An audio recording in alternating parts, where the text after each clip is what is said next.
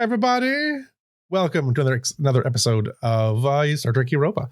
I'm your host, as always, Jeff Harvey, and you can find me all the places at Studio Tembo.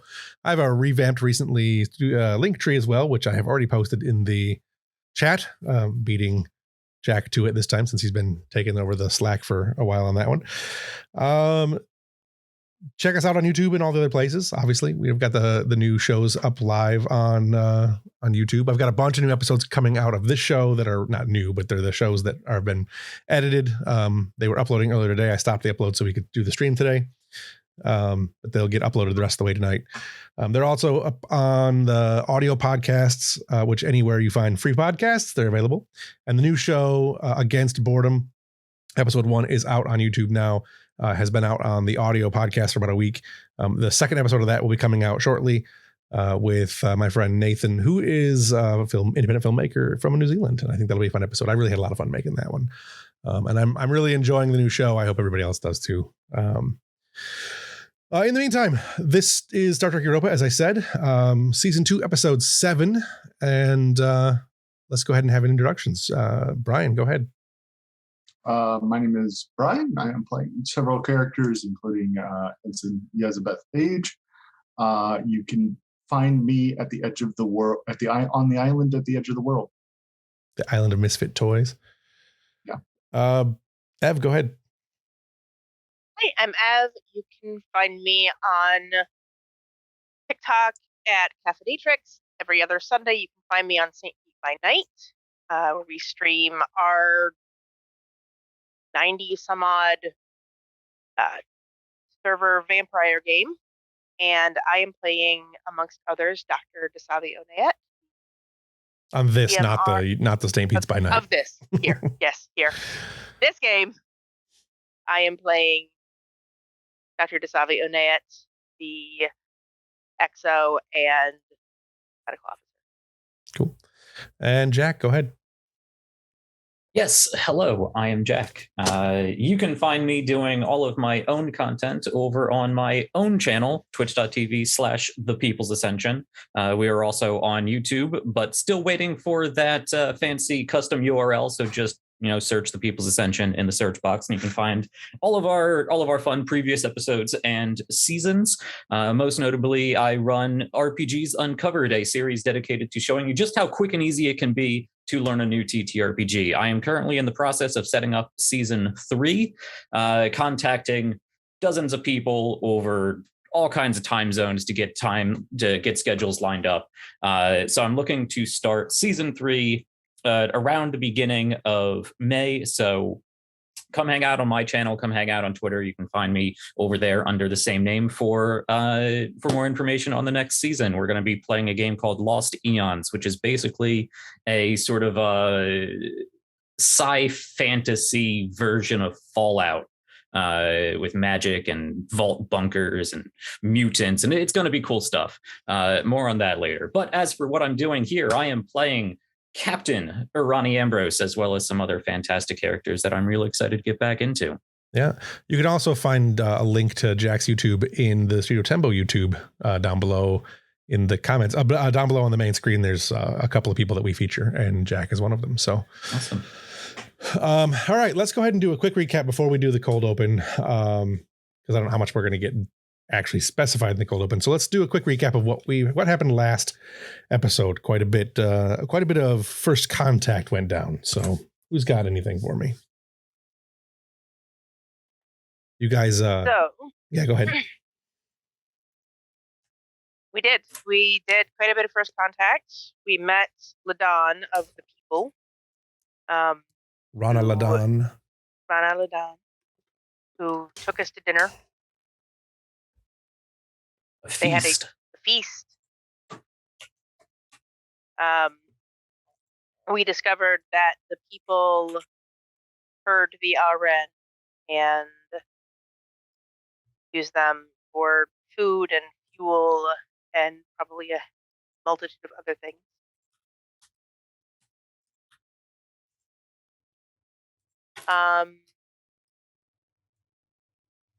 We annoyed the... That can't be right. His name was not Benny. What was the Venru. Venru? Wow, my handwriting is atrocious. It was not Vinny. It was Venru. Sanin Venru. Sanin being the title. He did not like us as much as Ladon did. At some point late in the night, he angrily stormed out with a couple of his fellow Roman guard people. He was just jealous that I was cooler than him. Yep. Jack, do you want to expound on the feast a little bit more? You were more actively involved in that one. Yeah, okay.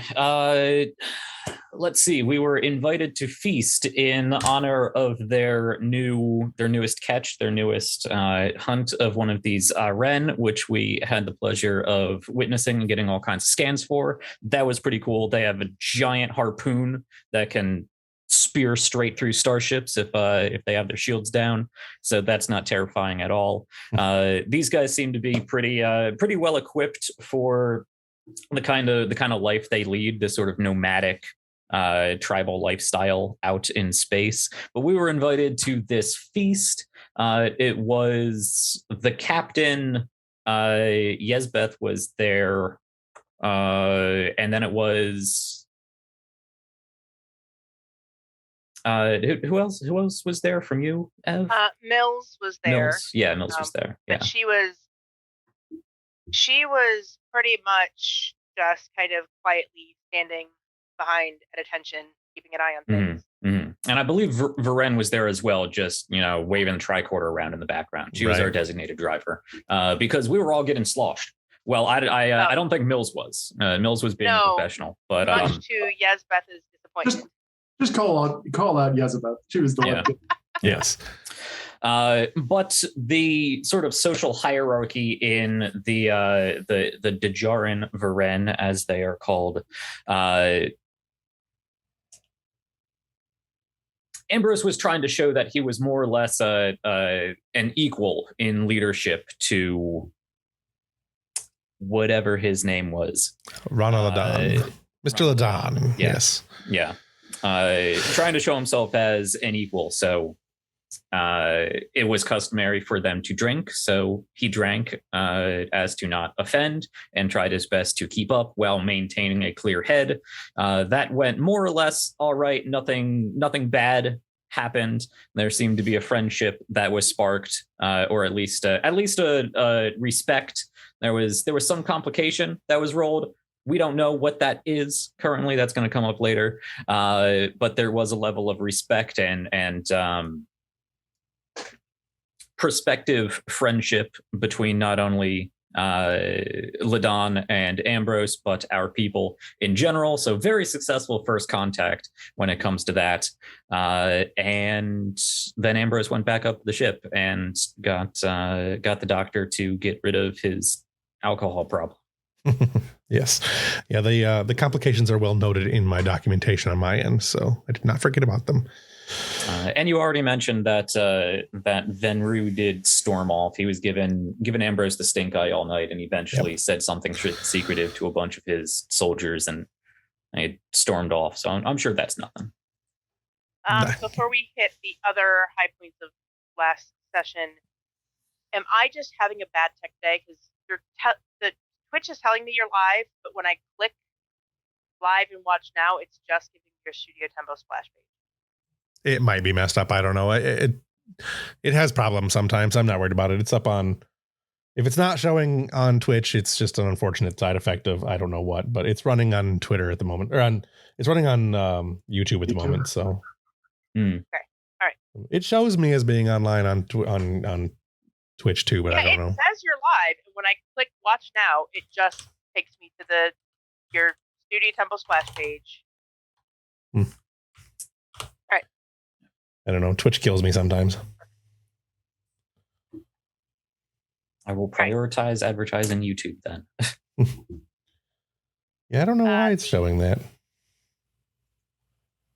I'm glad it's not just me. Yeah.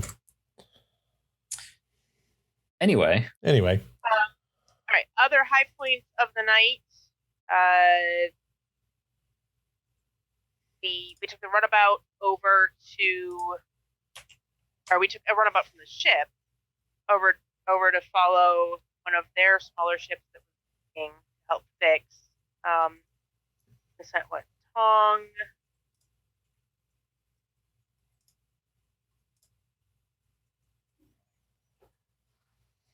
Silva. Was it just Tong and Silva?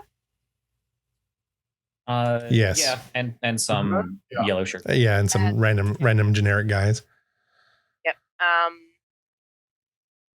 And they got some information on the harvester. They fixed the leak for them. We learned that they're the smaller of the people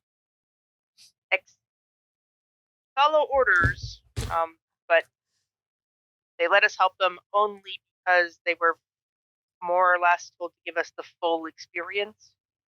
They really didn't want our help very much. I think they were more afraid of displeasing us because they were very much a servitor cast. Which did not stop them from investigating crap out of our runabout while we were helping. Turnaround's fair play. You know.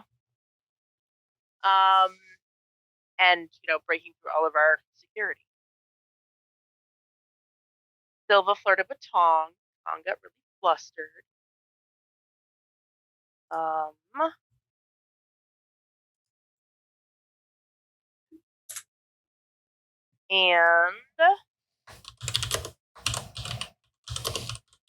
we started out before we went out to the planet. Kendall had asked to go along to the first contact mission and was told no. And kind of stormed out. During that encounter, the captain realized there was something wrong with Kendall as well, and gave Dasabi a bit of a dressing down for not having appropriately. Right. That is all we covered. Can't think of anything we missed. Nope.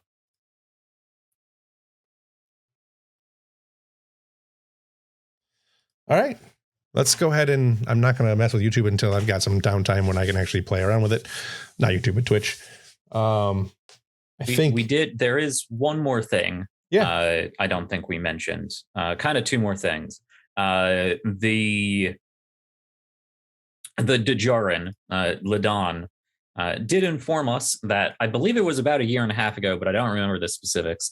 A Dominion ship full of Jem'Hadar and Breen showed up in the system, came shooting out of some wormhole somewhere, and they blew them up, completely eradicated them, glassed the planet they landed on.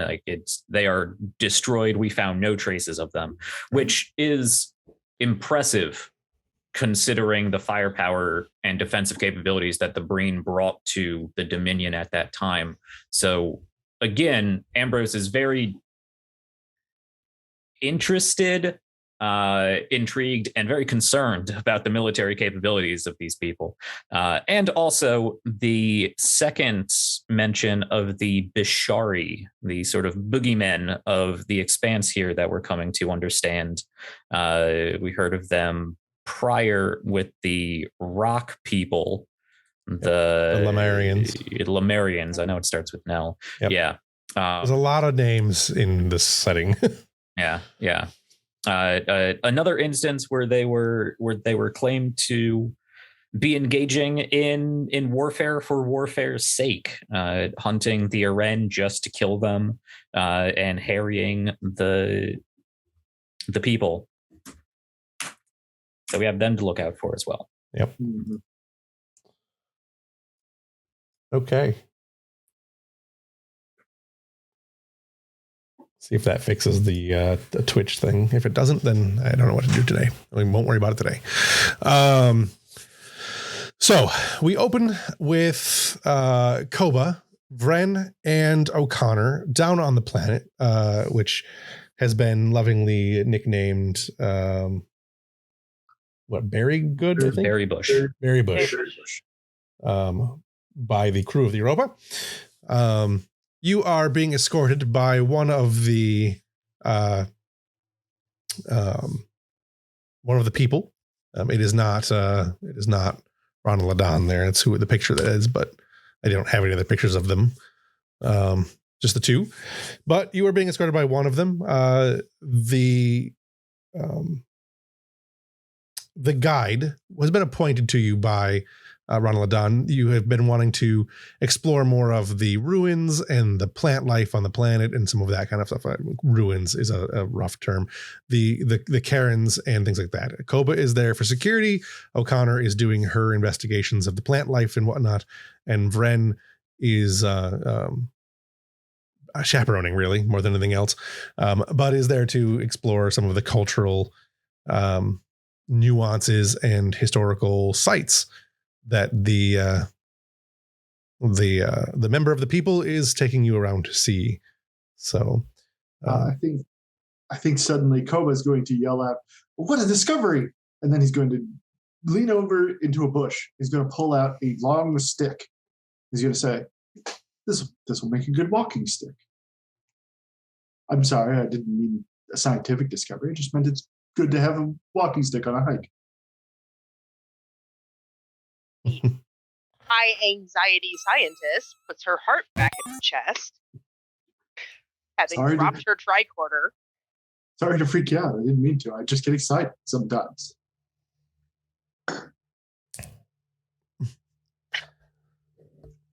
The Disharan doesn't really make doesn't appear particularly thrilled or amused by your banter, but gestures to the fields to show O'Connor. This is the grain that we grow. It is high efficiency energy. Our people have spent some time cultivating. He grabs a couple of them and rubs them in a couple of the heads of the stalks and rubs them in his fingers, and it kind of breaks apart a little bit. These are nearly ready for harvest sometime in the next. And he looks up, and sometime in the next 3 or 4 rotations. How long are your rotations? Like a day, not a year. Correct. That makes sense. She says it more to herself than the Jarn. Once the RN is finished being processed aboard the harvesters, then the Ishen shall return to the planet and aid us in the harvesting. Boy, you got that schedule all worked out. You harvest the space whales, then you harvest the plants. Been at this a while, I guess. Generations. We don't like to waste time. The more time we spend hemming and hawing, I suppose, over the nuances, the less time we have for the recreation that we want. It is better to complete a task and have time for oneself than to waste time. I know exactly what you mean. I've met so many people who just can talk and talk and talk and have nothing valuable to say. My uncle was exactly that kind of person. So we all just kept our distance from him because he would get, I'm sorry. O'Connor is just, like, she had started to say something and you just kept going and she was just staring at you blankly, waiting for you to stop. And you get the Vulcan raised eyebrow from Varen. So your hunters also are your gatherers?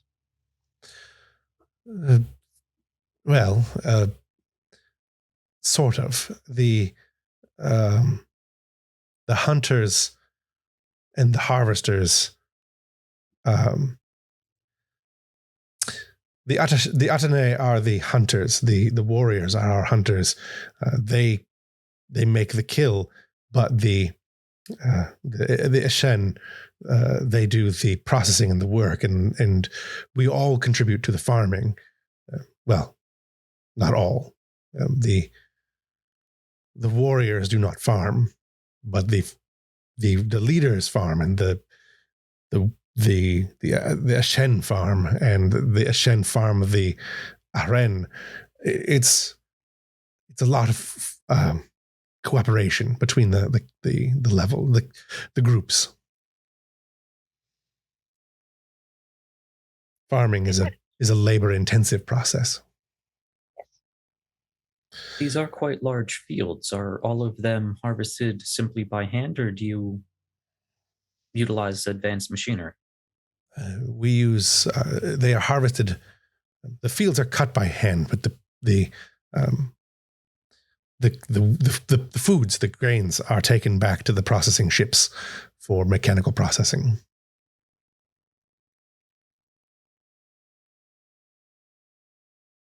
That is simply tradition. The large machinery on the planet could cause harm and damage. There are things, unseen harms that the ships can cause to the land. So we do not have them. Only the smallest ships, the Tatora, are allowed to land on planet. While the harvesters can and will, if strictly necessary, it is not common. You strike a very interesting equilibrium between efficiency and tradition. It has served us well this far. These worlds are not only the worlds of the Dajaran, they are the worlds of all the people.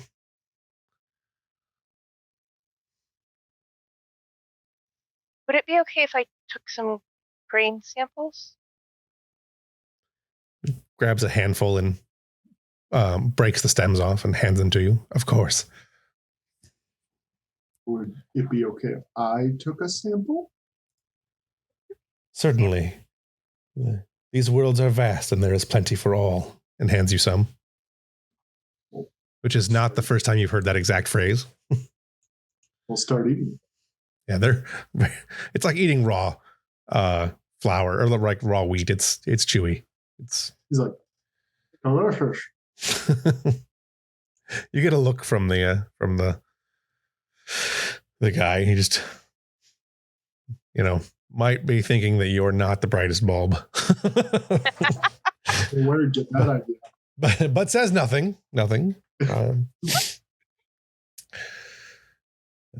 Please be careful. There are creatures in these lands that can be hazardous. Small creatures, but still. Walk this way, and gestures as you head towards one of the Karens, whatever the word is. Three very different things.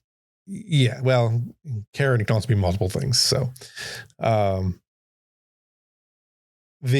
you head over to that, he's gesturing to some of the symbols and whatnot on it, and tells you that this is one of the Karens of the Dajarin. This one is used primarily during the processing time to place the grains inside.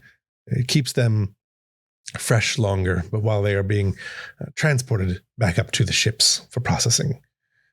Or like a silo. Yes. Short silo. Short, long silo. Short and low, but deep. Yes. She points to the symbols on it. And, it is used during he says a word that your translators don't catch, but contextually speaking, it's like a cycle. This is used by the Daren during this time period, and it is used by the Fafarin during another cycle. They also use these fields from time to time. Fafarin? Fafarin. They are one of the other Heron.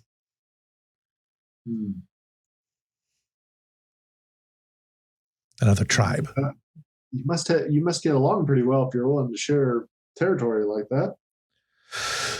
We do not see them often. We only come to this world every... the pod that we follow only visits here every third or fourth harvest.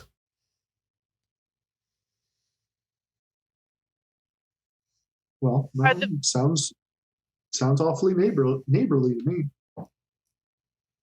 Are the fields sown with the same crops year round, all the time? No, that should fallow the land. It would cause harm to the grounds. We use various different grains, but in the seasons when there is no planting to be done, it is allowed to grow over with, and he scoops up a handful of this green, almost clover-like substance. This is left in the fields when there is nothing growing for harvest. It replenishes the grounds.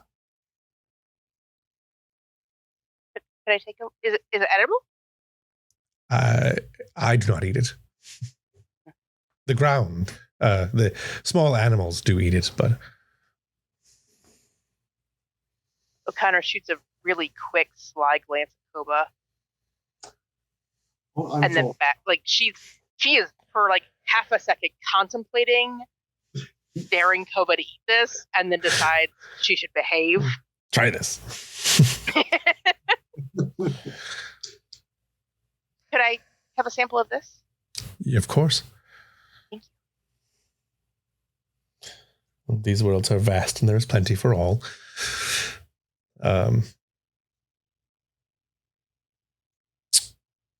After a few minutes, Ren is doing some scans, and O'Connor is intently scanning things as well, plants and whatnot. Koba is trying very hard not to eat the clover. I think there'd be a lot of like just background conversation about crop rotations and irrigation and soil toxicity. Yeah. It's a very boring conversation done in montage form. After a few minutes, or after a little while of that going on, one of the warriors, one of the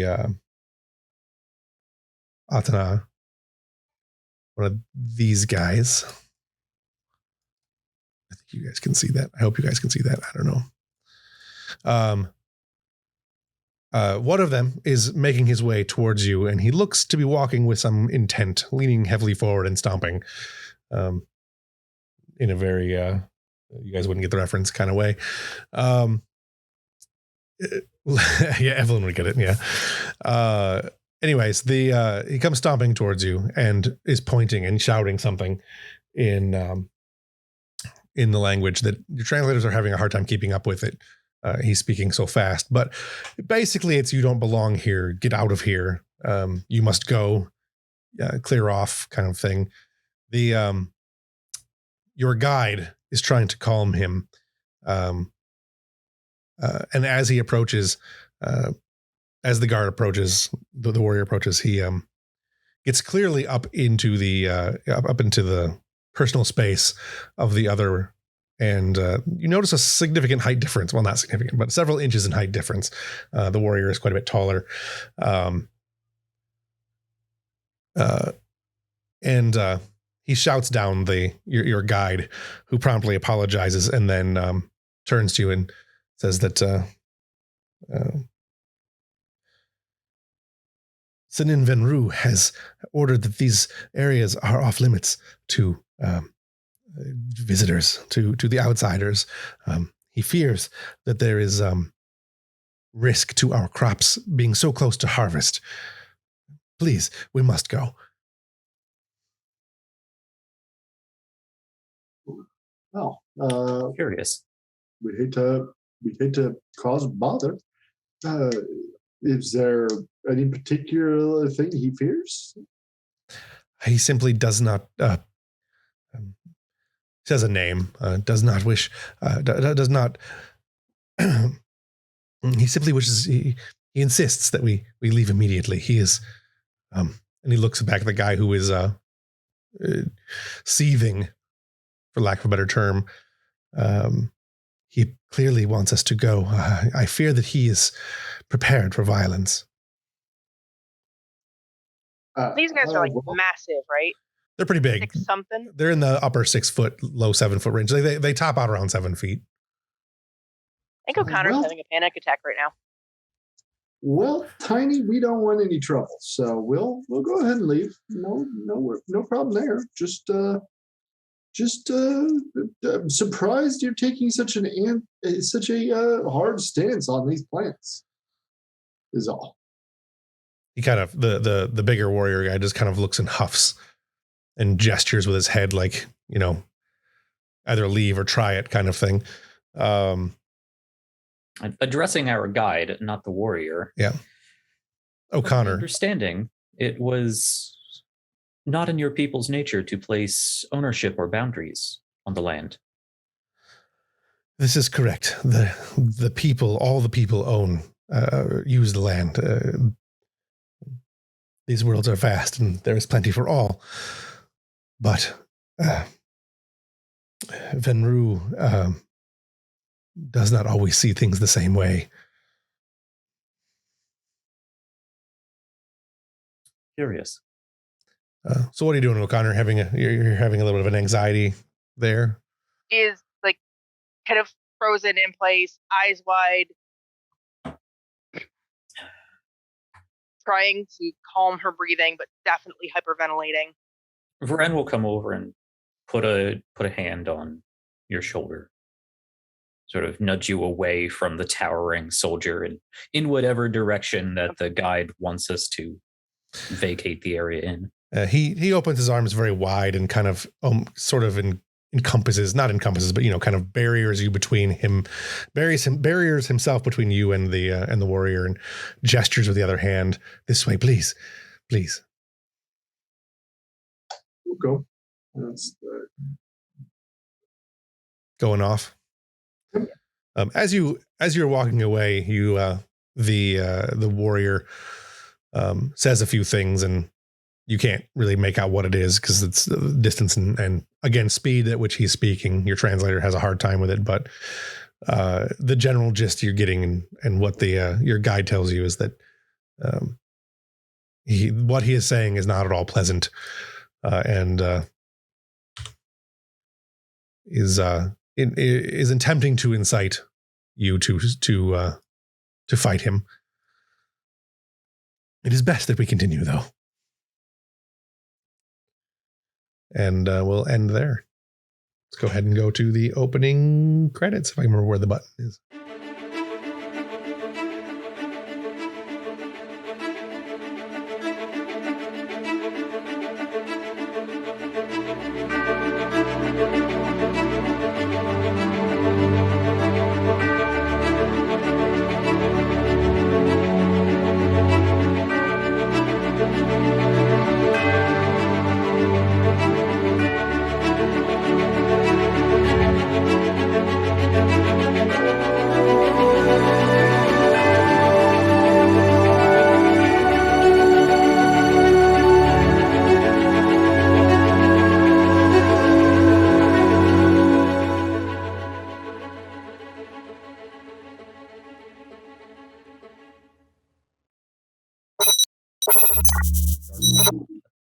Yeah, not Starfleet security levels, but all right. With that, you have returned. Those three have returned back to the base camp where they're under the protection of everyone else. Things back at the encampment, where I'm assuming anyone that wants to be there is able to be there. Things there are relatively calm and quiet, and there's been a lot of peace and no stressors there. Does anybody have anything they want to do either on planet or aboard ship going at the moment? Any scenes we want to see?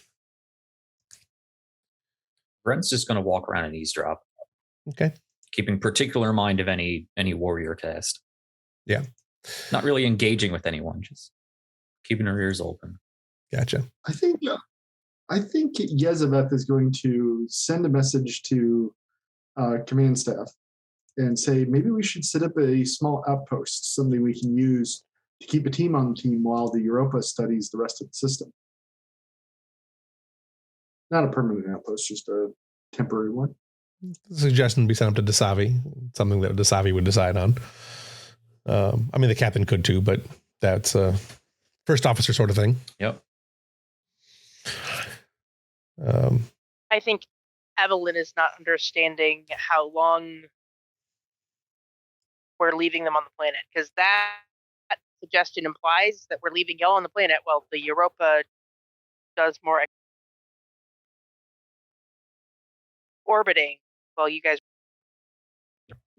Yeah, I mean that's where we are right now. But this way we can multitask, study this planet as well as the other planets in the system as part of a larger survey. Maybe we should talk for a second what our long-term goals are, as far as these people and this system. Might not hurt to have a meeting. Staff meeting. Yeah, I think we should have a senior staff meeting, because there's a definite disconnect between my and Dasabi's idea of what's happening right now, and perhaps at least Yezebeth's idea of what's happening right now. Sure. Yeah. All right. So we could talk about it in character. Let's go ahead and have a senior staff meeting aboard ship. And you guys can have a discussion, since I just had a dog explode in my house. So I'll be. Oh no. You guys go ahead and do that. I'm here. Okay. But back aboard ship. Senior staff meeting. Okay. And you guys can discuss both what you found and anything that you guys want to accomplish.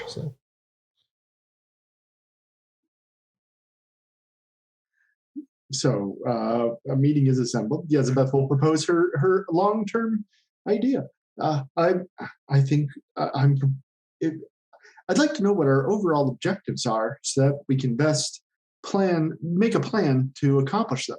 If we are going to do a long-term exploratory survey of this planet for maybe colonization purposes, then it's best that we set up a small outpost so we can study it while the Europa is elsewhere in the system.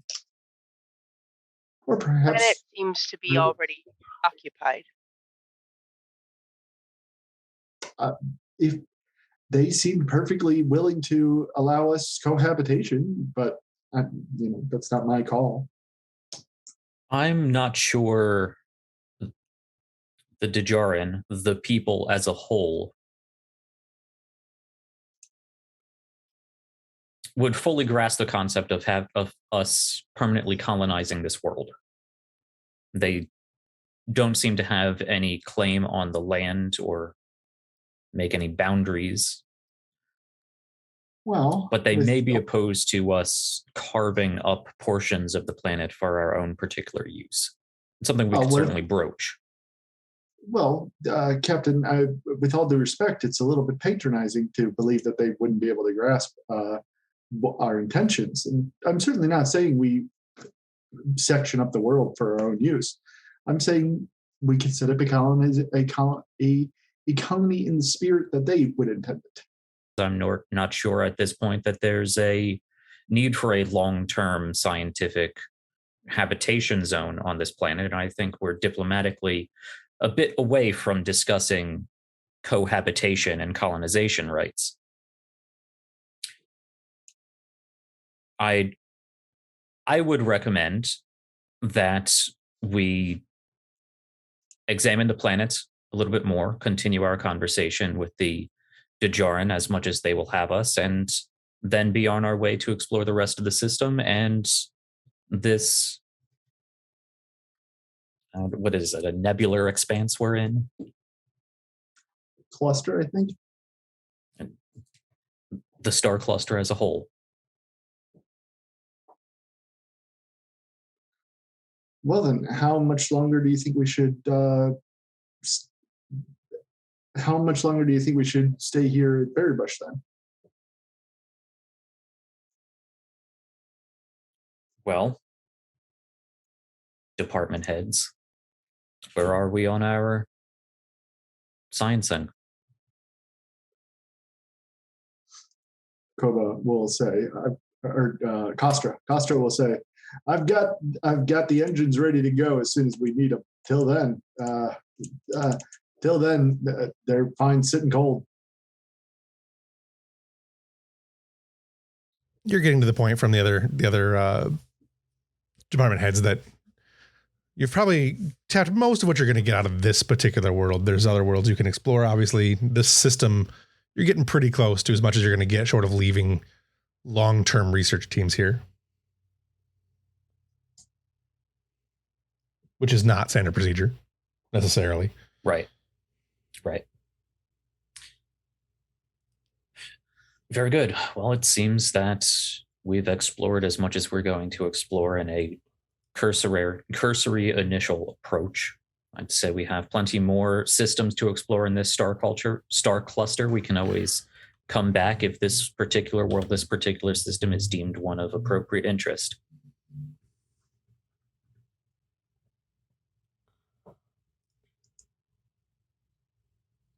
Very well. Right on. Well, I'm sure we can spend time going over the data and send our findings back to Starfleet. Very good. And we can look over our deep space telemetry and find our next priority. I'm happy to do that, Captain, Elizabeth says, as she folds up her data pad. Very good. Any other concerns while we're here? Koba will raise his hand and he'll say, yeah, there is one thing. While we were on the planet, one of the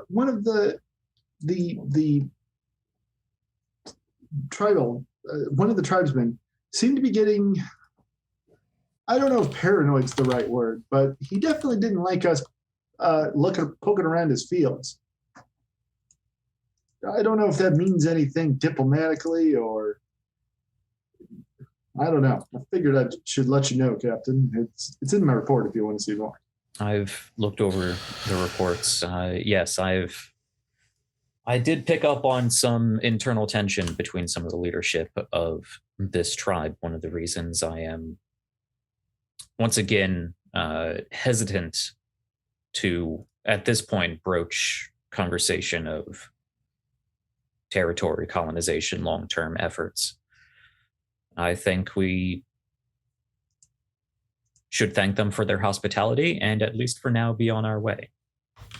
Let whatever internal struggle is going on there play itself out. We don't want to overstay our welcome.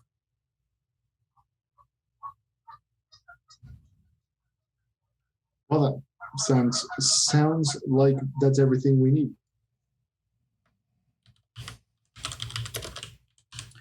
Well, unless there's any new developments, I'd say, looking back to Yezbeth, a few background characters from sensors and telemetry and mapping and whatnot. Actually, should we transition this? Speaking out of character, should we transition this scene to talking about where we go next? Actually, come to think of it, We can. That's what he was just going to order you to do. All right. Can I do a science roll? I'm sure we've been gathering data on nearby systems and collating that data Sure. in the background. So maybe I can do a science roll on that? Yeah. Okay, great.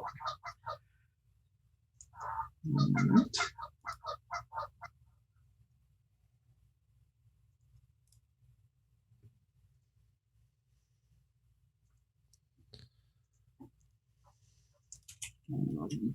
I will use a momentum. We only have one, but seems like a good time to use it. Does my focus on sensors apply? You can also, someone can roll the ship if they want. Okay.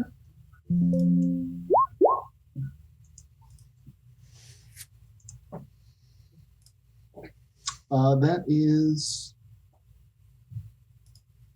2 successes plus I have the dedicated focus, which gives me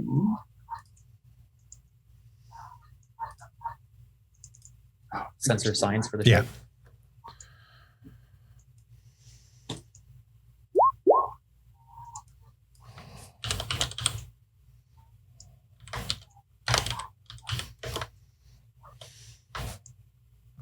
It also generates 1 bonus momentum, and so so we get an extra bonus momentum on that as well.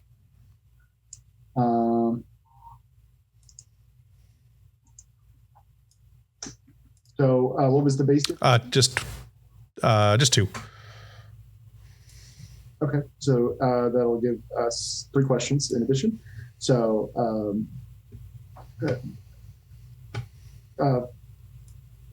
are there any systems that feature any interesting spatial anomalies or anything like that?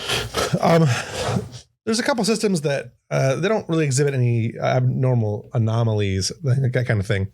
But there's definitely some other systems that are similar in nature to this one that don't have quite as many planets. What you do find, though, is near the Maelstrom, there are a lot of anomalies in that area, which is the the large turmoiled nebula. Noted that is also where the portal, quote unquote, that the Dominion ship reportedly came from. That's that area. That's where your anomalies are going to be, probably, or definitely. The next nearest system that you can see on your sensors does have a slightly more unique star system. Like the actual star itself is slightly different in that it is a large blue star, it's very rare to have any planets around a blue star that are, livable. That would be the most anomalous thing for that area. But yeah, there's definitely a lot of anomalous, quote unquote, anomalous readings from the Maelstrom area. You do have limited sensor capabilities in that area because of the turmoil of the nebula. Yeah. Well, Captain, if we are planning on moving on, Matt, the sensors have been reading some interesting readings coming out of the Maelstrom. In fact, I dare say this might be where the Breen ship might have came from, which could indicate some kind of wormhole, stable or unstable. Might be worth taking a look at next. We should certainly check it out. Perhaps we could get some better readings a bit closer. From this distance, we weren't able to get too terribly much. I'd want a constant reassessment of the dangers as we approach this Maelstrom. This concentration of anomalies, talk of wormholes. There could be plenty of astrometric, gravitational difficulties, dangers. I can spend some time of our trip fomenting a search pattern that keeps us clear of any dangerous eddies. Something that'll get us close, but not too close, if you know what I mean. Very good. I'll work with Silva to plot a course. All right. Okay. Go ahead and make a science and navigations rolls. So that would be if whoever, I think Silva's the one flying, right? So it would be anyone who wants to make a science roll, and it's a piloting check aided by science. I think it'd be more interesting if O'Connor assisted that than Elizabeth, for obvious reasons. So you don't have to roll both. Yeah. That's fine. You want O'Connor to assist or to take lead? I mean, I can take. It sounds like it's a piloting role. Oh, then I should not take. Yeah. I should do the sciencey bits. That's what I'm thinking. Do not let O'Connor fly the ship. Yeah, and we didn't end up using any of our questions except one. So would that mean we kept 3 bonus momentum? Yeah, so you'd have 3 total momentum now because you used 1 on that one. Yeah. And I'll go ahead and use another one of them now. Would helm operations apply to this? Yes. Okay. And what am I rolling? I'm sorry, I was something. I think Sensors and science. How many were you? I'm not a ship. I don't have sensors. Well, you know what I mean. Science. The science roll. Do some science in here. All right. Science. I would give you a reason. Yes, Science. that'll work. Is the ship Yes, rolling as well? the ship would be rolling science and sensors. Yep. Or helm. It could also be flying. I think helm is a thing on ships, right? Con. Yes. I already rolled Fair science enough. sensors. Perfect. Well, that is 5 successes. Oh, there is an image of the Maelstrom for you. Actually, 6 successes. No, 5. I'm sorry. I'm terrible at math tonight. That is on screen, but not on our. I did click show to players. I don't know why. Okay. There it is. There you go. Might just been slow to show. Pretty. All right. What did you get? 5 successes. Okay. Well, that's plenty. You will definitely have. Did you guys use any momentum on that? I think you used one, right? Yes. I Yeah. used one. All right. So 5 successes. You can ask questions about the Maelstrom when you get there, and you have successfully plotted a course. You have 3 questions you can ask, and you have successfully plotted a course that will, at least without going into the Maelstrom, keep you close but safe from the storms and currents and eddies and all that kind of stuff. What you basically get from the initial readings of the Maelstrom is that it is a very volatile nebula. There are a lot of neutrinos. There are chronotons in there. A lot of sensor dampening things. Your shields will not be very effective in there. You will not. They won't be 0, but the shields, like if you were to engage in a combat in the Maelstrom, it would be you would have deficient shields. Your phasers would also be at a disadvantage in the Maelstrom. So, and that's just particles and science and technobabble as to reasons why. But they are environmental complications that you would have to overcome. But yeah. The question, but it's a curiosity question, so I'll save it in case we don't use All right, it. so you have 5 questions you can ask. Have at. Okay. I got a good first one. Any signs of a wormhole, stable or otherwise? No direct signs. However, there are a lot of neutrinos, which are the same type of particles that were emitted when the Bajoran that accumulate when the Bajoran wormhole opens. And they actually have very similar, nearly identical signatures to the ones that are from the Bajoran wormhole. Would we be able to do the math on those neutrino signatures to figure out the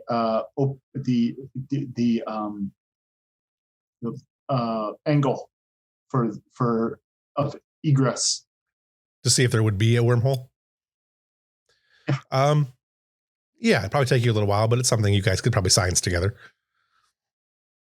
Cool. I'll collect the data for further study. Assuming that they actually accumulate in a way that would be a wormhole, yeah. That's something that you could certainly we could certainly science out. That's 2. 3 more. I guess that's actually technically only 1, so 4 more.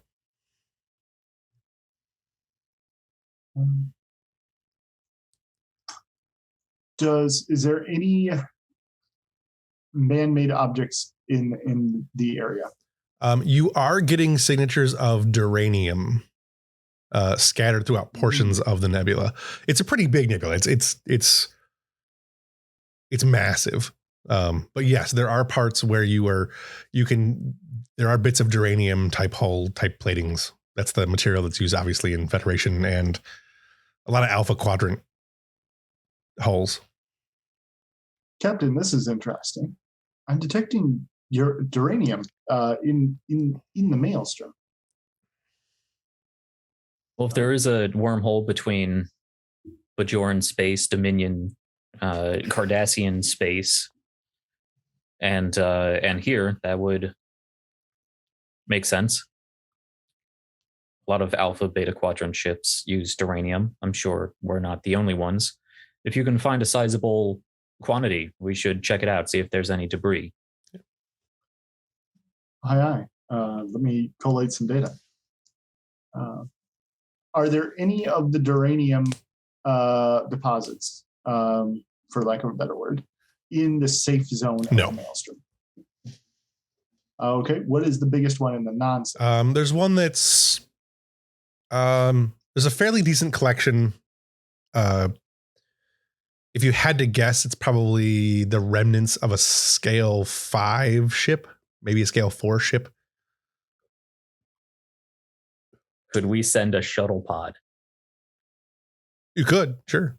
You'd have to. I mean, any ship you send in there is going to be at risk. The shuttle pods are not necessarily at more risk than the Europa is, although the Europa has more powerful shields. But yeah, you could, as long as you're careful, you could take a shuttlecraft in. Yeah. So the not safe zone isn't necessarily it's going to destroy the Europa. It's just going to be correct. It's anything that's in the quote unquote unsafe zone is once you're inside the nebula, you've got eddies, currents, and like you've got the particles you got to deal with, and your shields and phasers will be at a lower. But would a shuttle pod be better at navigating those? Probably, eddies? As long as it doesn't run into anything significant, which so far you haven't detected anything significant. Like there aren't any. There are plasma storms. That was something you probably would detect in there. There are many plasma storms within the nebula. So as long as you didn't get caught in a plasma nebula or plasma storm, you'd probably be all right. Would we get, speaking mechanically, would we get advantage if we used a small? You would not get disadvantage is the key. You would not get advantage, but yes, you would get advantage because it would negate the disadvantage. That makes sense. Okay, so there would be no plus to us. No plus, but but if you take in the Europa, you're at negatives. So yeah, beyond us putting less people at risk. Right. That's an obvious plus. But if you just kill off like 3 or 4 tongs, you're yeah. We just have a warehouse with tongs. Are there any signs of planetoids in the Maelstrom?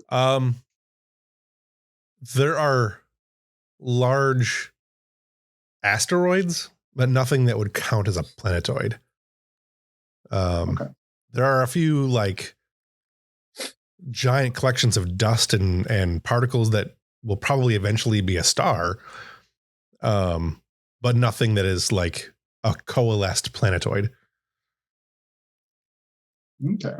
And remind me, the Maelstrom, is it the center of this over M-class populated star cluster, or is it? It is more or less the center, yes. Okay.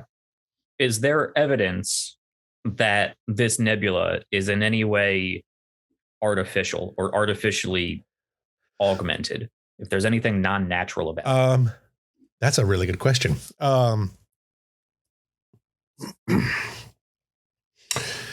Yes. It is definitively not consistent with nebula that you have seen previously in this region of space.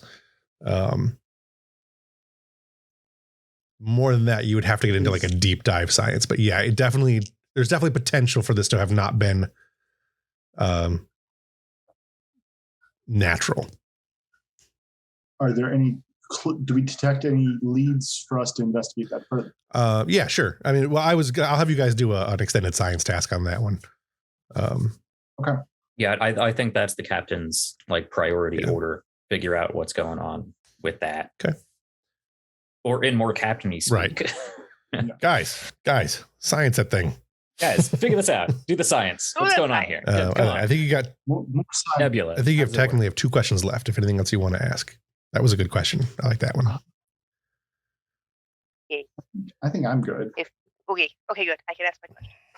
Oh, you could have asked your question before. Don't let me take up all the questions. It's a curiosity question. I didn't want to waste it if we had other relevant things. So I waste questions all the time. O'Connor's been bouncing at her station. All right, bring it. Well, Yezbeth has been giving like all of the pertinent information. Right. Knowing what we know about the people's ships and their weapon systems and power sources and all that, would their ships, their phasers be as affected as ours, or affected. It seems like the technology they're using, one of their beam weapons are way less powerful than your guys's anyways. And their shields are less powerful than your guys's, but their hulls are stronger and they use a lot more projectile weapons, probably largely because of this Maelstrom. So they have in some ways adapted to being near this thing. Yes. It's basically what you're getting at, I think. So by the very nature of them not relying as much on shields or phaser technology, they would perform better in the Maelstrom. Yeah, they don't have the heavy reliance on energy that you guys do. Right. Good thing to squirrel away just in case the angry soldiers decide to bubble. Sensors, though, I mean, you don't have a good reading on their sensors, but your sensors, once you go into the Maelstrom, will be limited in range. You can only assume that would be true of anybody's sensors. Like, that is just the nature of really any nebula. Yeah. So that coffee get in the way. Yeah. And again, the particles that you have one more question if you guys want to ask it. The particles that you guys have found in there, the primary particles, other than, the normal stuff you find in nebulas, but there's a lot of carnoton particles and there's a lot of neutrino particles, which is the stuff that comes from the that you see around the wormhole. And then there's a lot of other things, like there's verterons and stuff like that. So I didn't do a lot of research as to what particles I actually wanted in there. I just knew those two.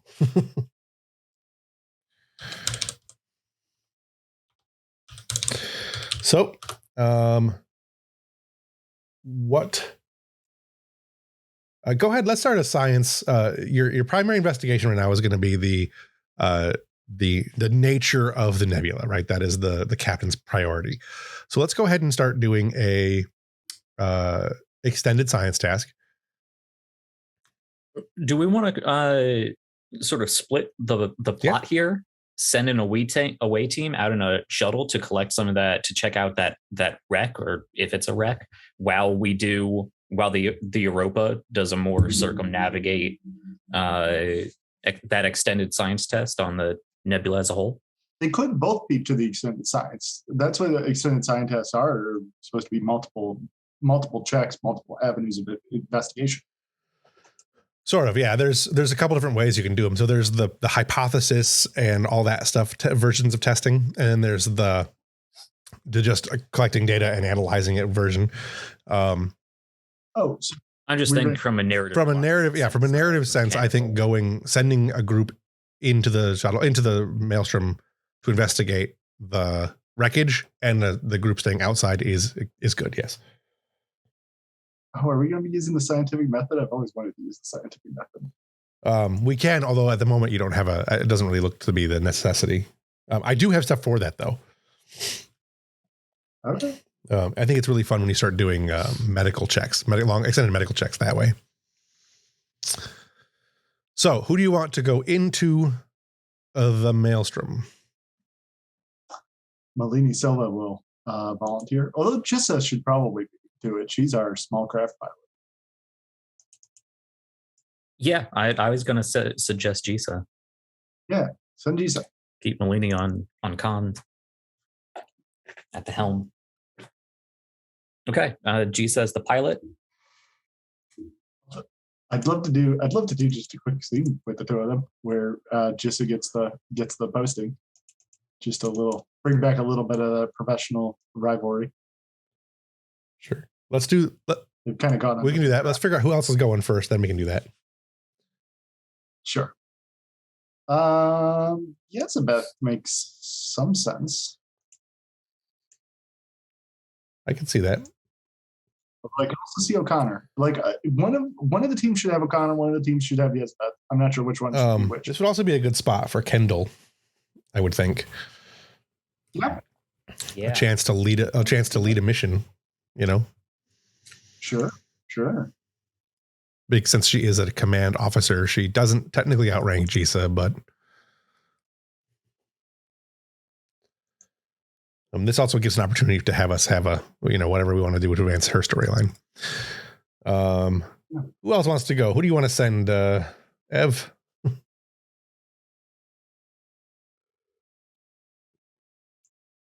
We could send O'Connor. Makes sense. She would begrudgingly go. Well, I mean, she would go as ordered, but she would be sad because she's very excited about her new plans.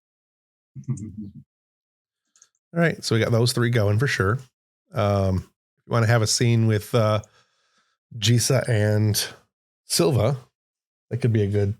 It's been a long time. I lose a lot of this on our off weeks. I've said it before. Ev, do you have characters other than O'Connor and you have O'Connor, Mills, and Dasavi? Is that all at this point? Yep. Yeah. Okay. Yeah, we might need to get you an engineer.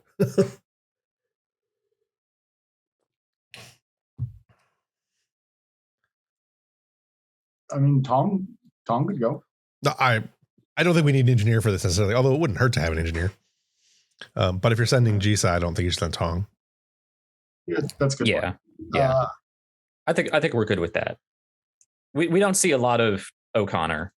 I think these three are good characters because we never see these three together. We have never seen these three together, and I think it's three personalities that could, it's at least two personalities that could clash pretty easily. I mean, so far we've only seen O'Connor poking around plants here and at the fancy space station. So I'm not really sure why she's going to check out Duranium shipwreckage, but I mean, she's a science officer. She's not sure she's either. A science officer, right?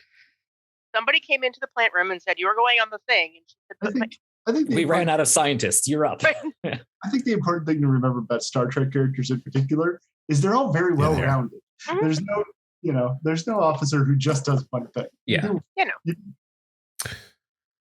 right. So, as the crew, as you guys are getting ready to Tong is prepping your shuttle and everything else, or someone is prepping the shuttle to go. Oh, Jisa preps. Right, fair enough. Shuttle. The shuttle is being prepped, and this would be a good chance for Silva and Jisa to have a conversation. Well. Look who gets to go on a field trip. Flying into gravitational eddies, I wouldn't call it a joyride. Well, I would, but most people wouldn't. I mean, you and I have the same opinion about that, I think. But I'll tell you, ever since they put me on con duty, it's been a laugh a minute. I feel like I never get to, push things. How about you? Finally, putting you behind the slow, cantankerous shuttles instead of your fighter jets, eh? Still more maneuverable than this behemoth we're flying around in. So behemoth is a bit of a strong word. Well, when you're used to peregrines. Well, true. But, no. I guess if they couldn't be in my hands, I guess the shuttle's in the best hands on the ship. I don't know. I think you've been sitting in that cushy chair a little too long. You and I need to do a race. Now, and I don't mean on the holodeck. I mean take those shuttles. Take one soon enough. We're going to take those shuttles out and we're going to take them for a spin. You and I. We'll settle this. Who's the better pilot? Mm. Well, that'll be a very interesting day, won't it? I'm sure the captain is just aching to give us authorization to take the shuttles out on such an important mission. We could pose it as practical field testing. I knew it. You have a devious mind, Jessa. I like it.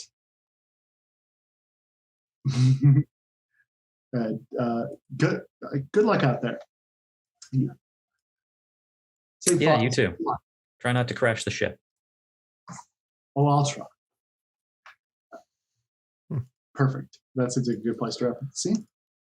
I was going to make the Maelstrom a background and have It'd be a different page, but I don't remember how to do that. So won't happen today. How you've got the page at the top, you can do like I've got it set up so you guys have like the Expanse and the Federation space and all that stuff. You can just drag the picture onto the back. I'll figure it out later. This works for now. Do it from the sidebar. Drag the sidebar onto the thing. Still, I'll worry about it later since we're back to the scene. So who else is going to be? That's who's aboard there. And the Europa is staying. Let me see if I can get Europa token. And that's everybody else. So divide this up into categories so I know who's where. Sure. As you make your way into the Maelstrom, let's go ahead and give me a piloting roll. Difficulty is going to be 3. And I'm going to spend 1, 2, 3 to up the complication range. Oof. This is for the shuttle. This is for the shuttle, yep. Okay. And this is a Type 9 shuttle that you guys are using unless you want to. I think it's just the route. That's the route to go. We never see those things. Let's see one. Well, unless the two of you want to squeeze in the backseat of this paragraph. Okay. Daring Khan. Yep. That'll work. Okay. Let's see. It's been so long since I've done anything with GISA. I want to make sure I have all their different numbers and qualities matched up. Okay.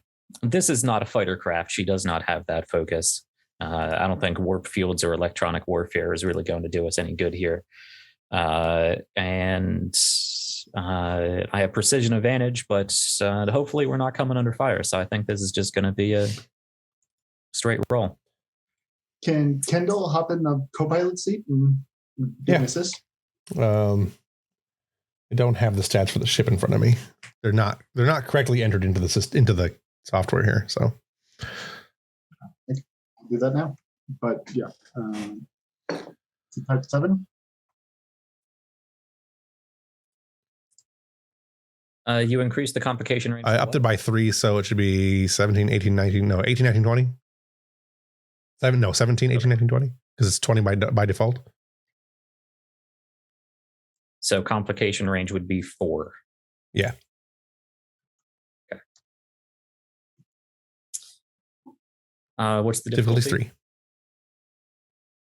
3. Okay. So we got me, we got Kendall, and does the ship itself roll, or is that just an thing? The ship should be able to roll, yeah. I'm putting the stats in right now. Okay. You know what? It's more fun to have complications anyway, and we have what are they called in this game? Momentum. We have momentum. You don't currently have any, but yes, that's a thing that the game has. We you have 2. I'm sorry, you have 2. Well, all right. Okay. I'm going to go ahead and use one of those. Sorry, ignore that. Daring Khan, 3 dice, no focus, unfortunately. Go. All right. If you can give me the generic values, Jeff, I can just roll. I've got a die roller that just lets you. Hang on, I got them in there. I'll have them in there just a second. Okay, they should be in there now. At least the base ones are in there. So on the Type 9 shuttle. Gotcha. And you used a momentum.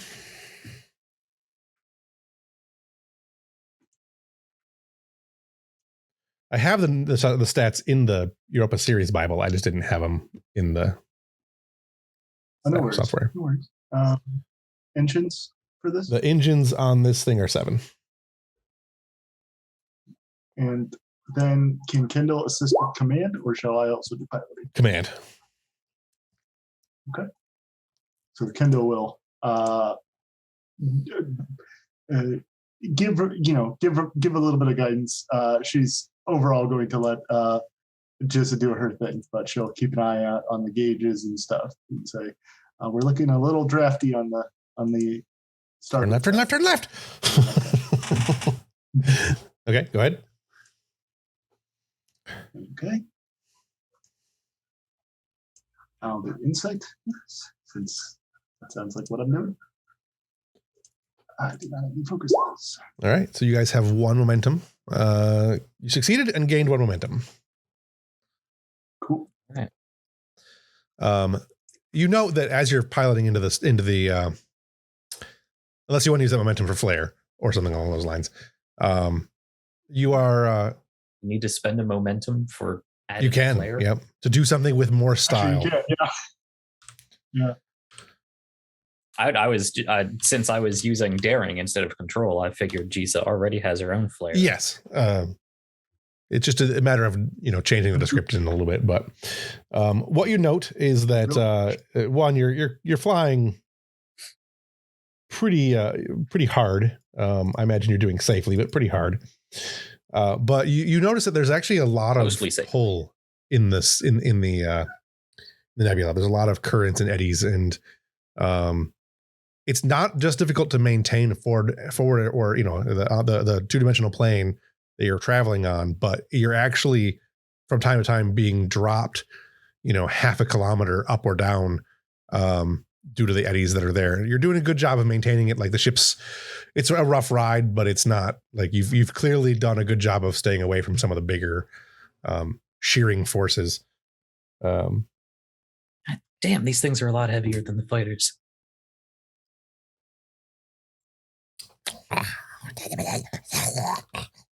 Sorry. Trying to log into my. There seems to be some creature attached to our hull. There's something on the wing. No, I was trying to log into my Adobe so I could have my cheat sheet up, and my wife has decided that she needed to use Adobe earlier today, so I'm logged out of it. Let me log back in real quick here. All right.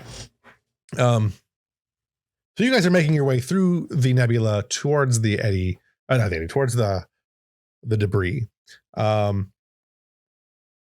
O'Connor, running your sensors and whatnot, you'll note that accumulating on the hull of the shuttlecraft are, in fact, the chronotons and verterons that are there. Not particularly dangerous at the levels they are right now, but it's certainly something to be aware of going forward. Verterons can cause instability in the warped nacelles. So The chronotons can send you back to the 1970s. they can, in fact, do that, and I've thought about it. Oh, no, you have no idea, thanks to our other Star Trek game, how far up into my throat my heart leapt when he said there's chronotons. No, not more. No. No. I love time travel. I know it's cliche, but I love time travel. No, I love it too.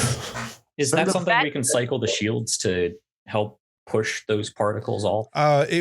You can do like occasional like purges and whatnot, but as long as you're in here, they're going to accumulate to some level. It's just there's just too many not to. But again, they're not at dangerous levels at the moment. And that's back to the 1970s. All the TV shows that are set in the 1970s right now, I totally could.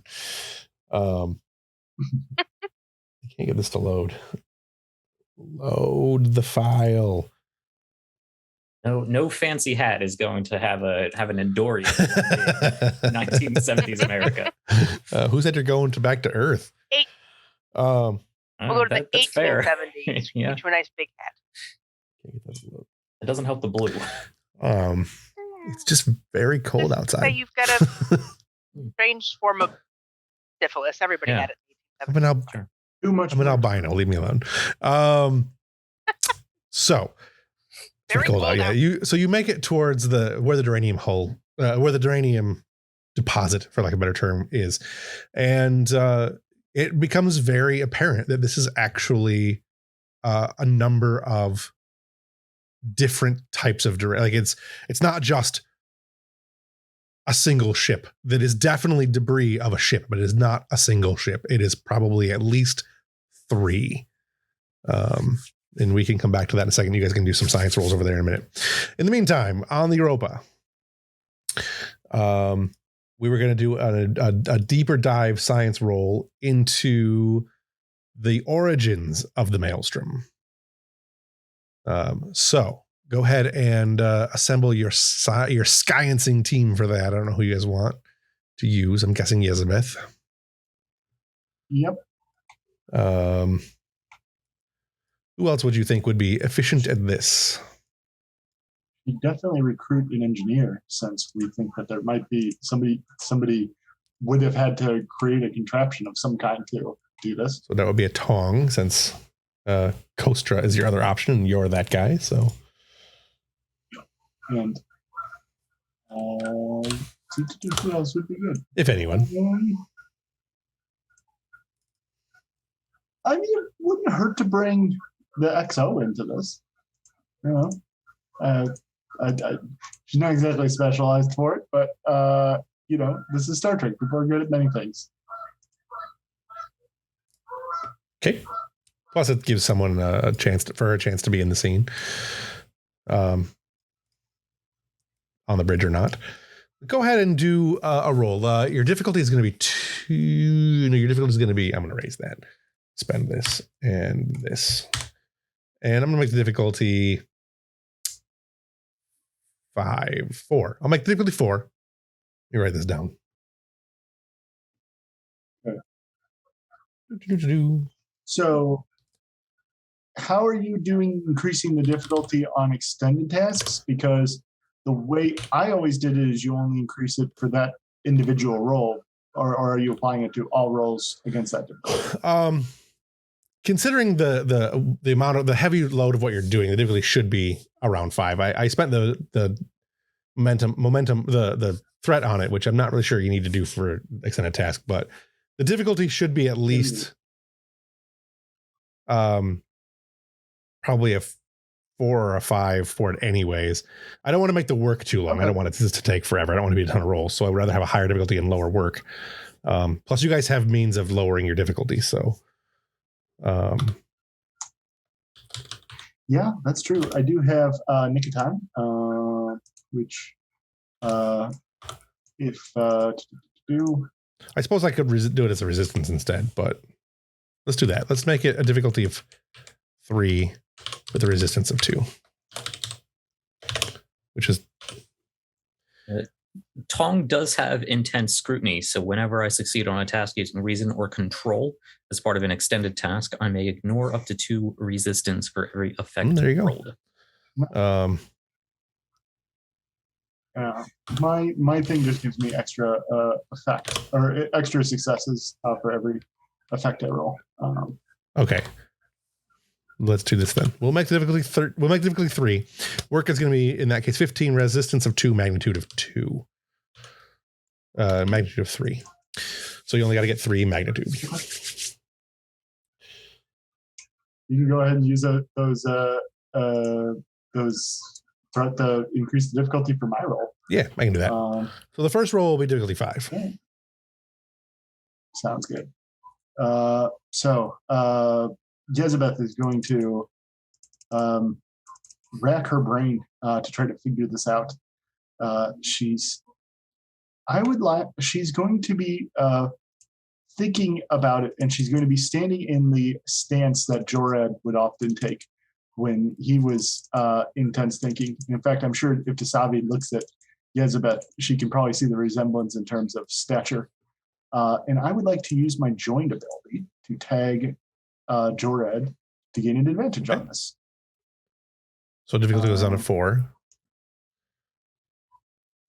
Well, technically, my roll goes up by 1, but yeah, basically, I would like to use a momentum on this.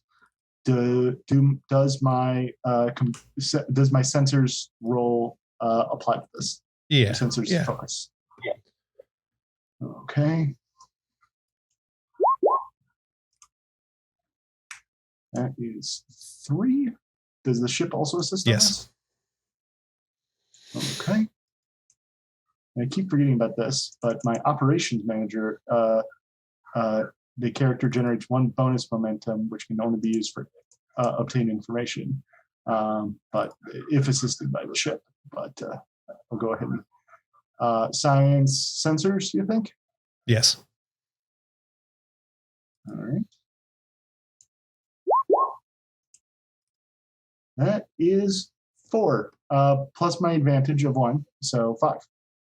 5 successes. So you succeed by 1, for lack of better.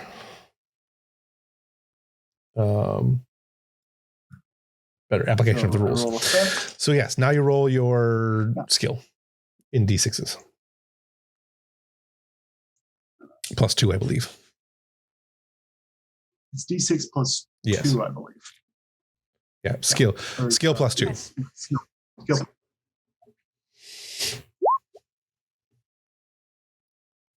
Each of those effects counts as another success. So that is 9. That's a lot. Tong was assisting, correct? Go ahead and make the assist roll because that applies to this. That is 1 die, right? Yes. Okay. But then your values and stuff apply to your not your values, but your talents and stuff would apply to. So you reduce the resistance once if you succeed. I will say, do you want him to assist on this roll, or do you want him to do his own roll as part of the extended task? It doesn't matter. You guys can make an assist roll this time, and then you guys can switch who the lead is in the next one. Okay. I'm a little confused as exactly what Tong is contributing to this, as to whether it would be reason science or reason engineering. Could be setting up the laboratory. Either thing. So, setting up a lab would be a good thing to be able to do. Fine tuning the sensors to make sure that they're getting the bands that they need to be in properly. Rerouting power is always a thing. Also, just analyzing the data from a mechanical standpoint. Yeah. Okay. Yeah. We'll go reason and we'll go control and engineering to make sure the sensors are working at peak efficiency. Okay. Hooking up more video cards to get a better hash rate. Okay. Mining them bits. Yeah, I don't think any of my focuses really apply, but that talent should come in handy. So here's that's a 1. So that gives you guys 2 momentum. You have 9 work currently, minus 2 for the resistance, but Tong can reduce the resistance, correct? Oh, you didn't roll any effects, so it doesn't matter. Yeah, I don't think it applies when he assists. Yeah, it won't apply when you assist because you don't get to roll the dice. So still 2 resistance. Right. This roll. Yeah. So that's 9, 8, 7. 7 work, which is a crazy ton of work. That's at least over 5. So that's 1 magnitude. You got 2 momentum, and you have 2 momentum that you can use to do what you want with. We could use 1 for piercing and 1 for work, and that would be 10, right? It would be, yes. Yeah, let's do that. I also get a bonus momentum that I can only use for obtain information. I would like to obtain the information of when these chronotons, or not chronotons. The neutrinos? No. Maybe. Yeah. When was the last time they were used? Does it look like whatever caused this is still? Gotcha. The decay rate is what you're looking for. Okay. Yeah. You note that there are a couple of different rates of decay on the neutrinos. The most recent neutrinos appears to be maybe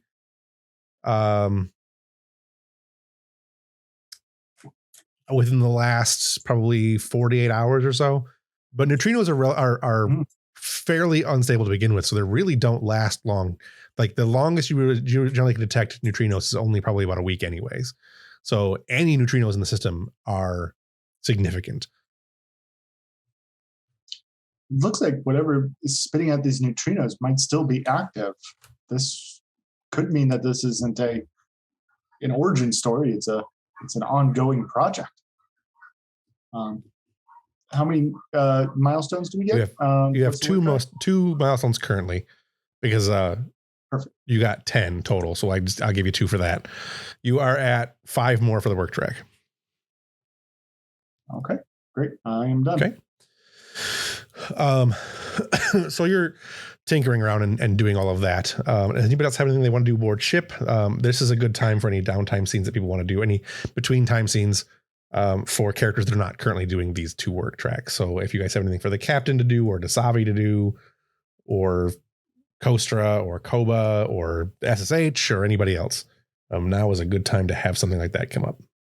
C plot. Dasavi does need to talk to Foxwell about a note. Apparently Foxwell's picture has disappeared. I don't like him anyway. It's fine. He can leave. He must have deleted it from his Roll20. It saved per player, not for the campaign. Or did he actually ever exist? Eva created him just to fool us into thinking that she was being deleted so that we would... Oh, yes. Evil genius. He left... No, he didn't. Never mind. I think I've still got it. I can always find another one. It doesn't much matter what the guy looked like before. He's been recast, you know. Fair enough. You know, actually, that might be Mono.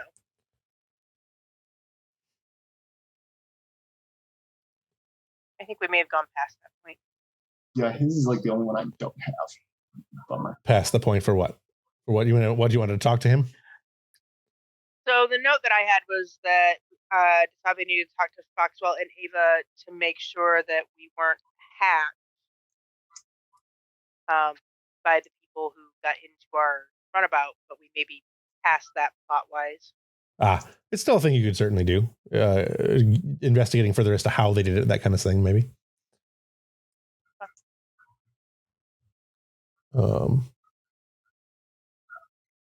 Yeah, I don't have a good picture for this guy.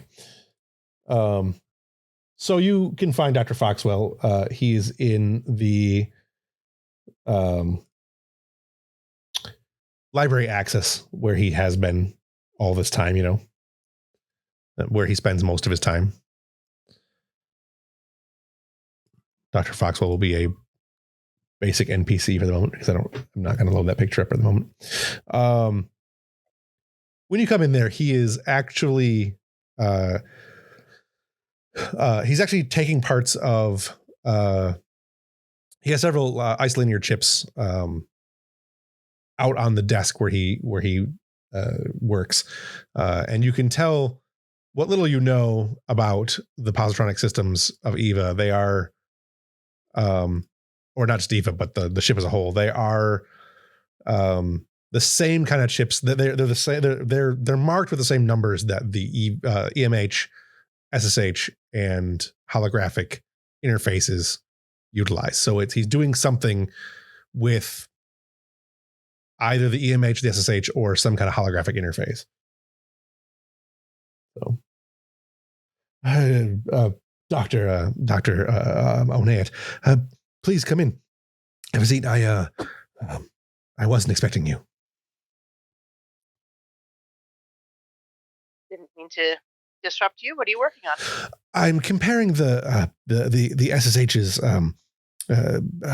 core programming code from the Mark I to what I am currently dubbing the Halaron variant. I'm trying to find line by line where the changes have occurred and what lack of a better term, language he's using to create variations in his code. I am not particularly familiar with the core programming in the SSH. So I also have the doctor, the EMH's program here. It is a derivative. The SSH is a derivative of the EMH. And I'm the more that one of these programs is online, the more they alter their own programming. They have the capabilities to create their own systems, similar to the way Eva does, but different. And I'm trying to determine exactly what changes have been made and how they're being made. Is the SSH's the current version of the SSH does not appear to be using the same method of code adaptation that the original SSH, the Mark I, was using, or that the EMH uses. Yes. Interesting. So the SSH did agree to give you access to his system then? The system is still completely functional and online. He is in no way hampered by the research I am currently doing. These are duplicate isolinear chips. It was less a concern of being hampered and more a debate as to sentience and whether or not ethically we could just go poking about his brain without permission. I know last we talked, he was quite leery about giving you access. I'm glad to hear that he's changed his mind. Yes. The way I'm I understand the concern, Doctor, but he is. What we are doing is simply looking at any basic medical file, right? This is the patient's medical history that I am looking at. It is no different, I think, in my estimation, than you reviewing my medical file would be. It is not up to date with the most recent changes of the patient, but it is essential to understanding the health not only of the patient in this case, but the overall well-being of the ship and its integrity and the biological network and positronic network that keeps us all breathing air. Right, indeed. So you are not looking at his current code, simply the code you were able to gain access to when he returned. This is an update from prior to our discussion. The last viable scan that I had prior to any concerns being raised about his misguided belief of sentience.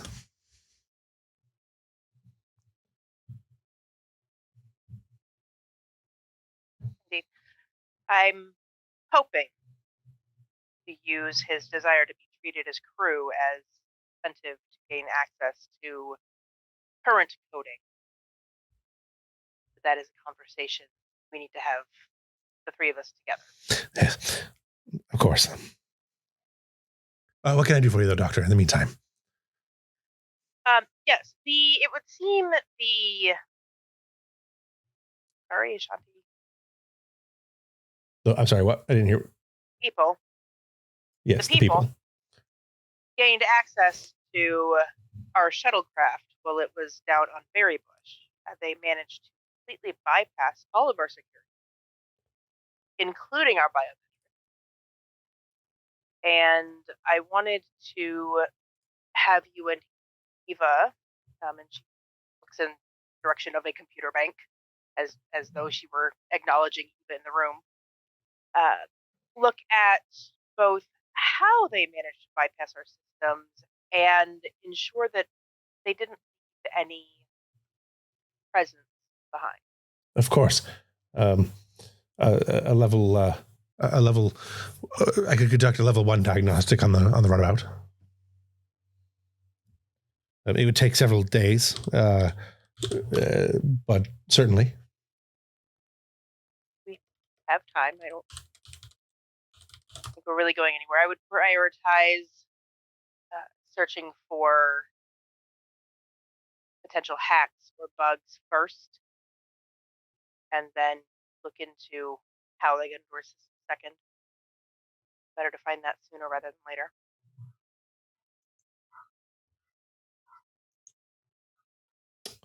Could I have the SSH pop in? Yeah. He's been chastised for that before, but yeah. Yeah. It took the doctor a few scoldings to stop doing that. We're in the library, though, not Savi's office. Yeah, this is more aside from his own quartermaster office. This is probably more or less, one of his territory. Yeah, this is Eva's primary access point, but yes. Sure. Yeah, this is more Eva. Either way, though, you can certainly do it. The SSH hologram turns on.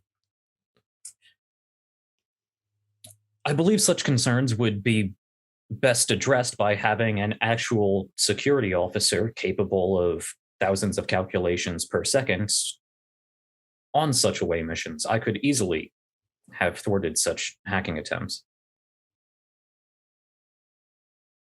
That is a valid point.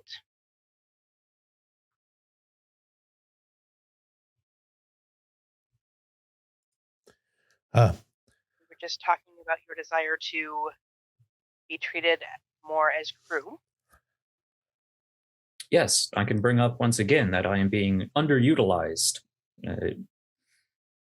in the fabrication of bed sheets and isolinear chips. It would certainly free me up to continue my work here, and taking the time to just scan the ship at a level 1 diagnostic level.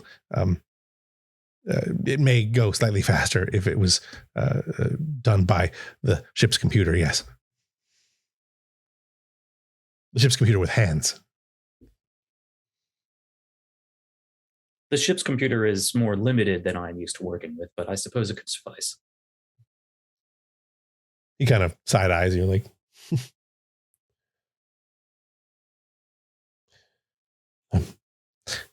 yes. Doesn't say much with Dasavi in the room. He clearly has, Dasavi, you can clearly, there is a bit of a scoff in that brain of his. You're an actual telepath though, right? Yeah. So Yeah. his internal thought is, you are the ship's computer, whether you want to be or not. You run on its processors. You are it. But he does not say it out loud. Well, perhaps this would be an opportunity to prove my capability outside of that closet I am being kept in. And perhaps I can further shine light upon the upgrades that I would like to make to the ship's computer and the hardware capabilities of this ship.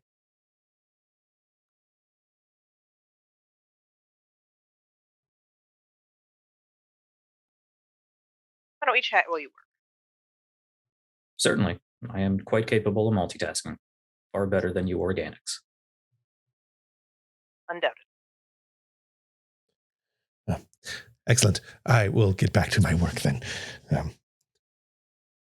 If you don't mind. And he kind of gestures for you to leave the room. Carry on.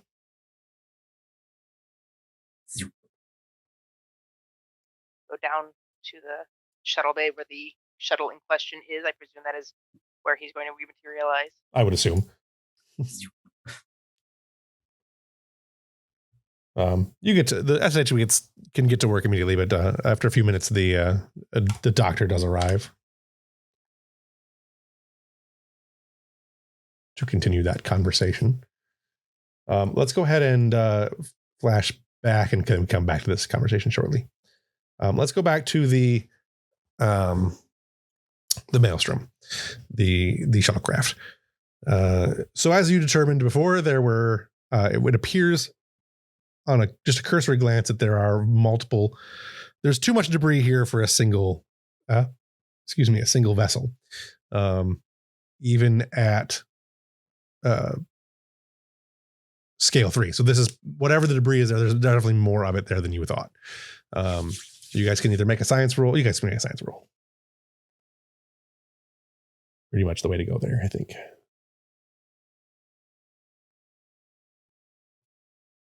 Sounds like O'Connor. All right, kids, I got you here. Have fun with the sensors. She leans back and kicks her feet up on the turned off control pad. Right.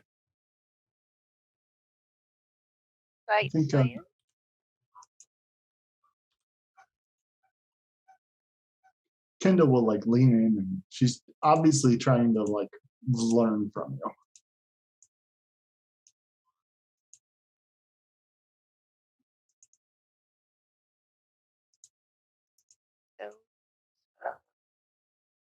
Little thing.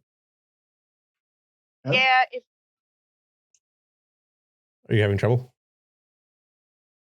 if you double click on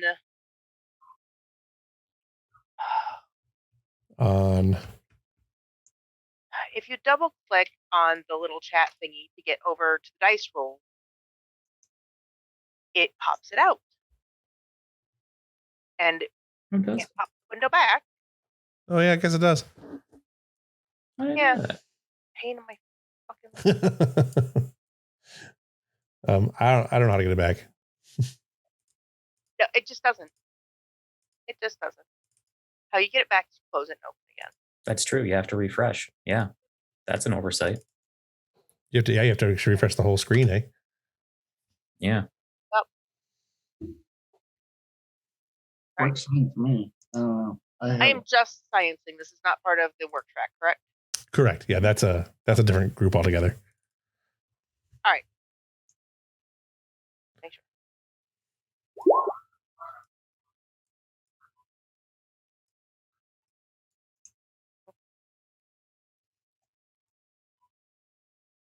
So as Kendall is leaning in, O'Connor tenses up and having her so close to her, but is trying to focus in on what she's doing. Okay. Your difficulty is 2. Well, that's what I got. Okay. Plus whatever the ship rolls. Who wants to roll for the ship? If Kendall is also helping, I can roll the ship. Yeah, I'll roll to assist. So that's the type 9? Yeah. Sensor science? Yes. I think or sensors engineering. Sorry, Brian. What's that, Brian? I was just saying, I think Kendall's going to try to assist with science, even though she's terrible at it. So, still got a success. So that gives you guys 3 momentum. Gives you 1 momentum. Gives you 3 total. And what's the ship get? Would this be sensor science or sensor engineering, since this is ship analysis? I think engineering probably works. Okay. And I think that fits because Chisa does have much better. I mean, I know it's the ship doing it, but Chisa's probably, pressing some buttons. She has some engineering know-how.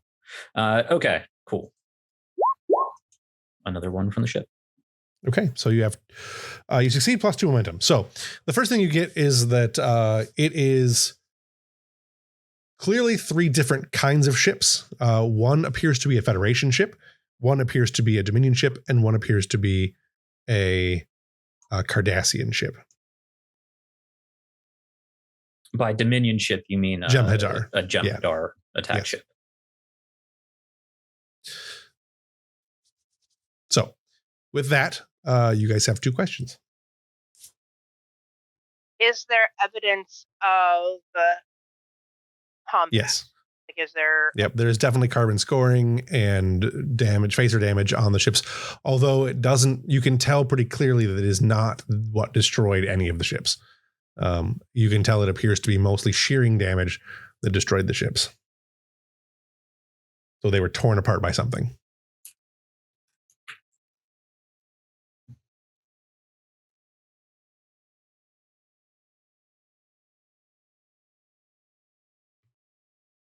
One more question.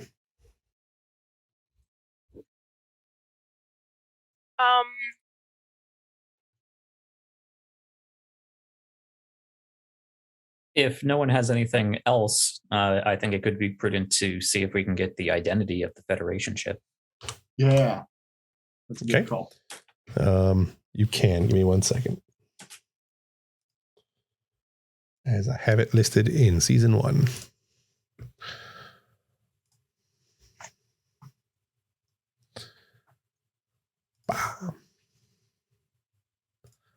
If I can figure out where I put it in season 1.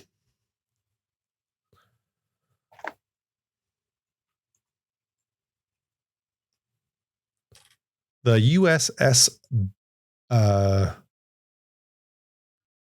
Bellerophon. Bellerophon? We did hear that it went missing. Mhm.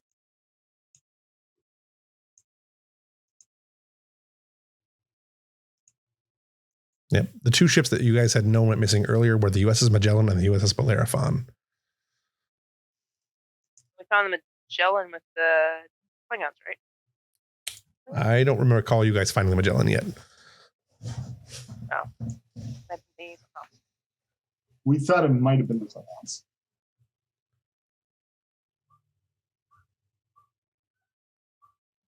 What sorts of things would O'Connor know of anyway that would cause that sort of shearing damage? Heavy gravitational forces, most likely. So getting way too close to a sun or a black hole or something along those lines.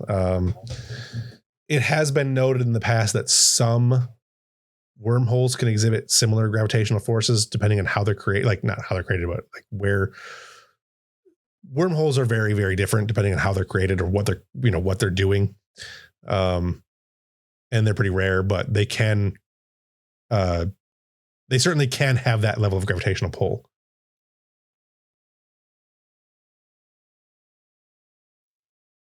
In my notes from our fourth game, I believe it is. Yes, I have in my notes. Several years ago, the Bellerophon was dragged into an alternate dimension and hasn't been seen from since.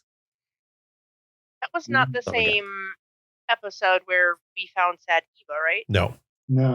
Okay. Found ourselves there. Yeah, that was pretty much. I think that was before we even arrived at. I believe so. It was background information that you guys had gotten early on. Yeah. Because that was by the fourth episode. By the fourth session, you mean like I think we were still doing the Bajor stuff. Yeah. My first note is that it was going to take 65 days to get to Narendra. So we were en route at that point. So it wasn't an actionable plot that we've engaged with before. It was pre-game information and very little pre-game information. Cool. Yeah, this is the first follow-up you've had on the Bellerophon. What do we know about I assume this isn't a question because we can look this up in our database. What kind of ship was the Bellerophon? What was the crew? What was its mission? Where was it posted? Let me go by notes. I have that too. I should have looked this up earlier. Bellerophon. I wasn't really sure what we're doing today. So he's looking. What's that? I was going to say, well, Jeff is looking all that up. O'Connor will be pointing things out to Kendall. Here, I feel like here we are able to piece together the identification code of the ship. And see here and here, that tells us that these ships were torn apart. You can see the scoring, but it wasn't significant enough. Are we able to tell if they were blown up before or after they wound up here? The Bellerophon was an Intrepid. This version of the one, because the last one before that was a Nebula that was destroyed at Wolf 359. So this is the replacement for that, and it was an Intrepid. Were they engaged in the Dominion War? What they probably were. Their mission when they were lost was, I mean, everybody's mission during that time was fighting, but they were still primary exploration. More like posting. Where were they? They were lost. Just reaching into the early stages of the Expanse. So like they were out here, but they were like on the edge of the Klingon Romulan divide. So they were nowhere near. They were nowhere near Dominion space when they were lost.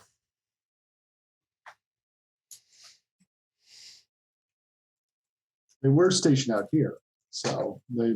Yeah, not this far out, but yeah, they were definitely near the Expanse when they were lost. Yeah. As was the Magellan. Well, oh no, sorry, the Magellan was lost. Yeah, it was lost out here too. Come to think of it. Sorry, go ahead. I think Kendall's going to say, look, I'm not sure if I have the right to say command decisions, but I think we should try and find the sensor logs. There's got to be some kind of system that might still be intact. If we can find that, we can get a lot more information. I'd agree. The black box has to be around somewhere. And if the sensors on this lug are good enough, maybe we can find the nameplate of the ship, something to bring back. Crew deserves that much. All right. Well, let's make it happen, Lieutenant Shadid. Aye, aye, Ensign. Okay, you guys are doing a search for that. I'm not going to make you roll. I think you have one more questions left. Yeah. Do we find the black box? If you're not I'm not going to make you roll for it. I'll get to it in the next go around on the scene. But if you guys had any more questions you wanted to ask prior to finding the black box. Well, since we know the Bellerophon wasn't engaged in the Dominion front, and it was lost out here, and yet there are two Dominion ships here, or at least Dominion and Cardassian ship. Dominion and Cardassian ship. Can we see, especially since there's chronotons bouncing about, can we see if there's what the temporal displacement was as far as when the Bellerophon showed up here and when the Dominion ships showed up here? If they showed up at the same time, if they showed up at different times? Yes. They all appeared at roughly the same time or within a few seconds of each other. However, the Cardassian ship is way, way, way older. Like pre-occupation of Bajor old. Wow. That's like 300 years ago. No, it's not that long. No, that was like 60. Bajor was... Okay. Yeah, they occupied Bajor for about 50 years. So... Yeah.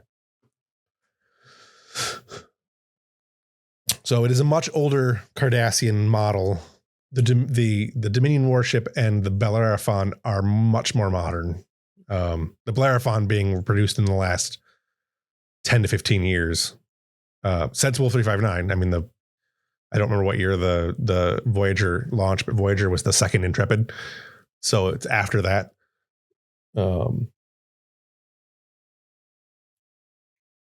Is there a way to tell, either by general knowledge or by scans of the ship, did the Cardassian ship, is it just an older ship that's still in service, or is it a displaced in-time ship? No, it is not the kind of ship that they did not serve during the Dominion War. This ship did not. Okay. So these three ships, I'd imagine that Giza is something of a starship buff. Sure. Obviously, have little build your own ship collector things. She'll point out. Yeah, it looks like these three ships were pulled from three different points in space and time. I don't know much about wormholes, but aren't they supposed to be one way, point A to point B? Yes, but we've got evidence that this is created or influenced somehow unnaturally. Whether someone was out here mucking about with something they shouldn't have and accidentally did this, or whether it was intentional in some sort of experiment or strategy.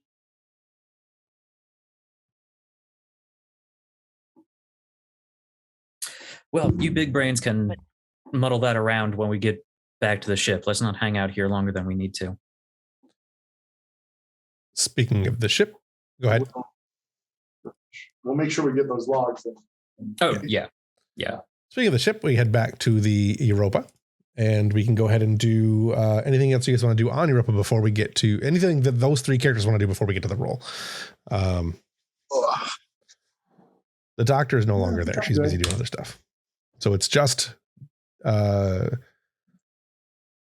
Elizabeth and Tong at the moment.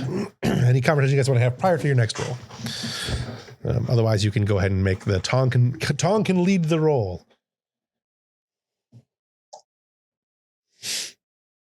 I'm just saying I would love to have some personal interaction between these two. I'm not sure what it could be about, though. Hasn't one of you been on a date recently? The other one could ask about that. That is true. Tong is probably very clearly nervous working with Hage. Yeah, that's also true. Yeah. I think Yezebeth would pick up on that.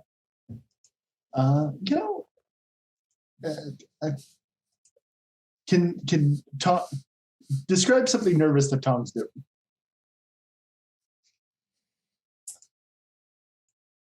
I think Tong's really hyper focused on his fine tuning. Like you would notice, because Yezbeth does have both science and some engineering knowledge, especially with Hage in there now. He's being way too meticulous about micro adjustments. Tom, calm down. You're more nervous than my second husband. You've been right. Of course. I just want to make sure everything's working in proper order. Got it ship shape and all that.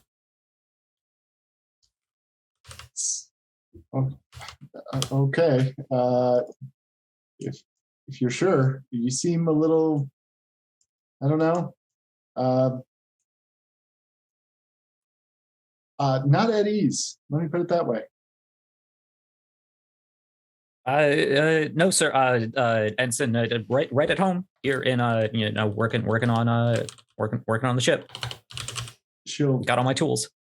She'll lower her data pad, kind of taking on a more Yezebeth-like body language, and she'll say, "It's kind of weird, isn't it? Me being Jored."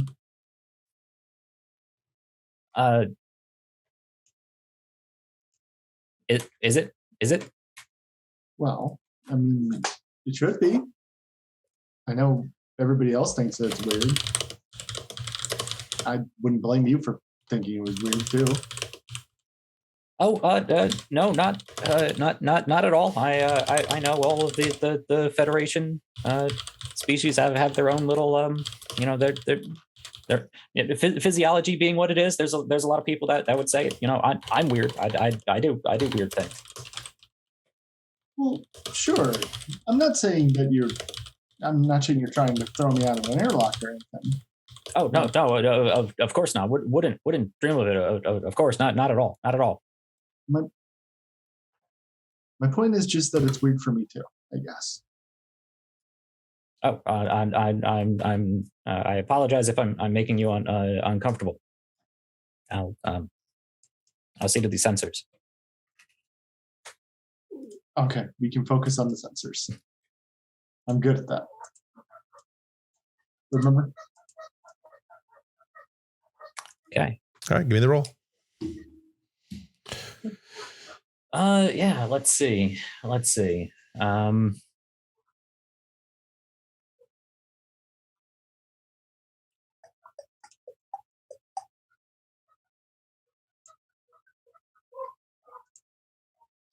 Okay, I mean, Tong's standard role is going to be control engineering. I suppose this is exactly that, him micro tuning all of these adjustments, because I don't think there's really anything currently that needs an engineering analysis. We haven't found any machinery or right anything.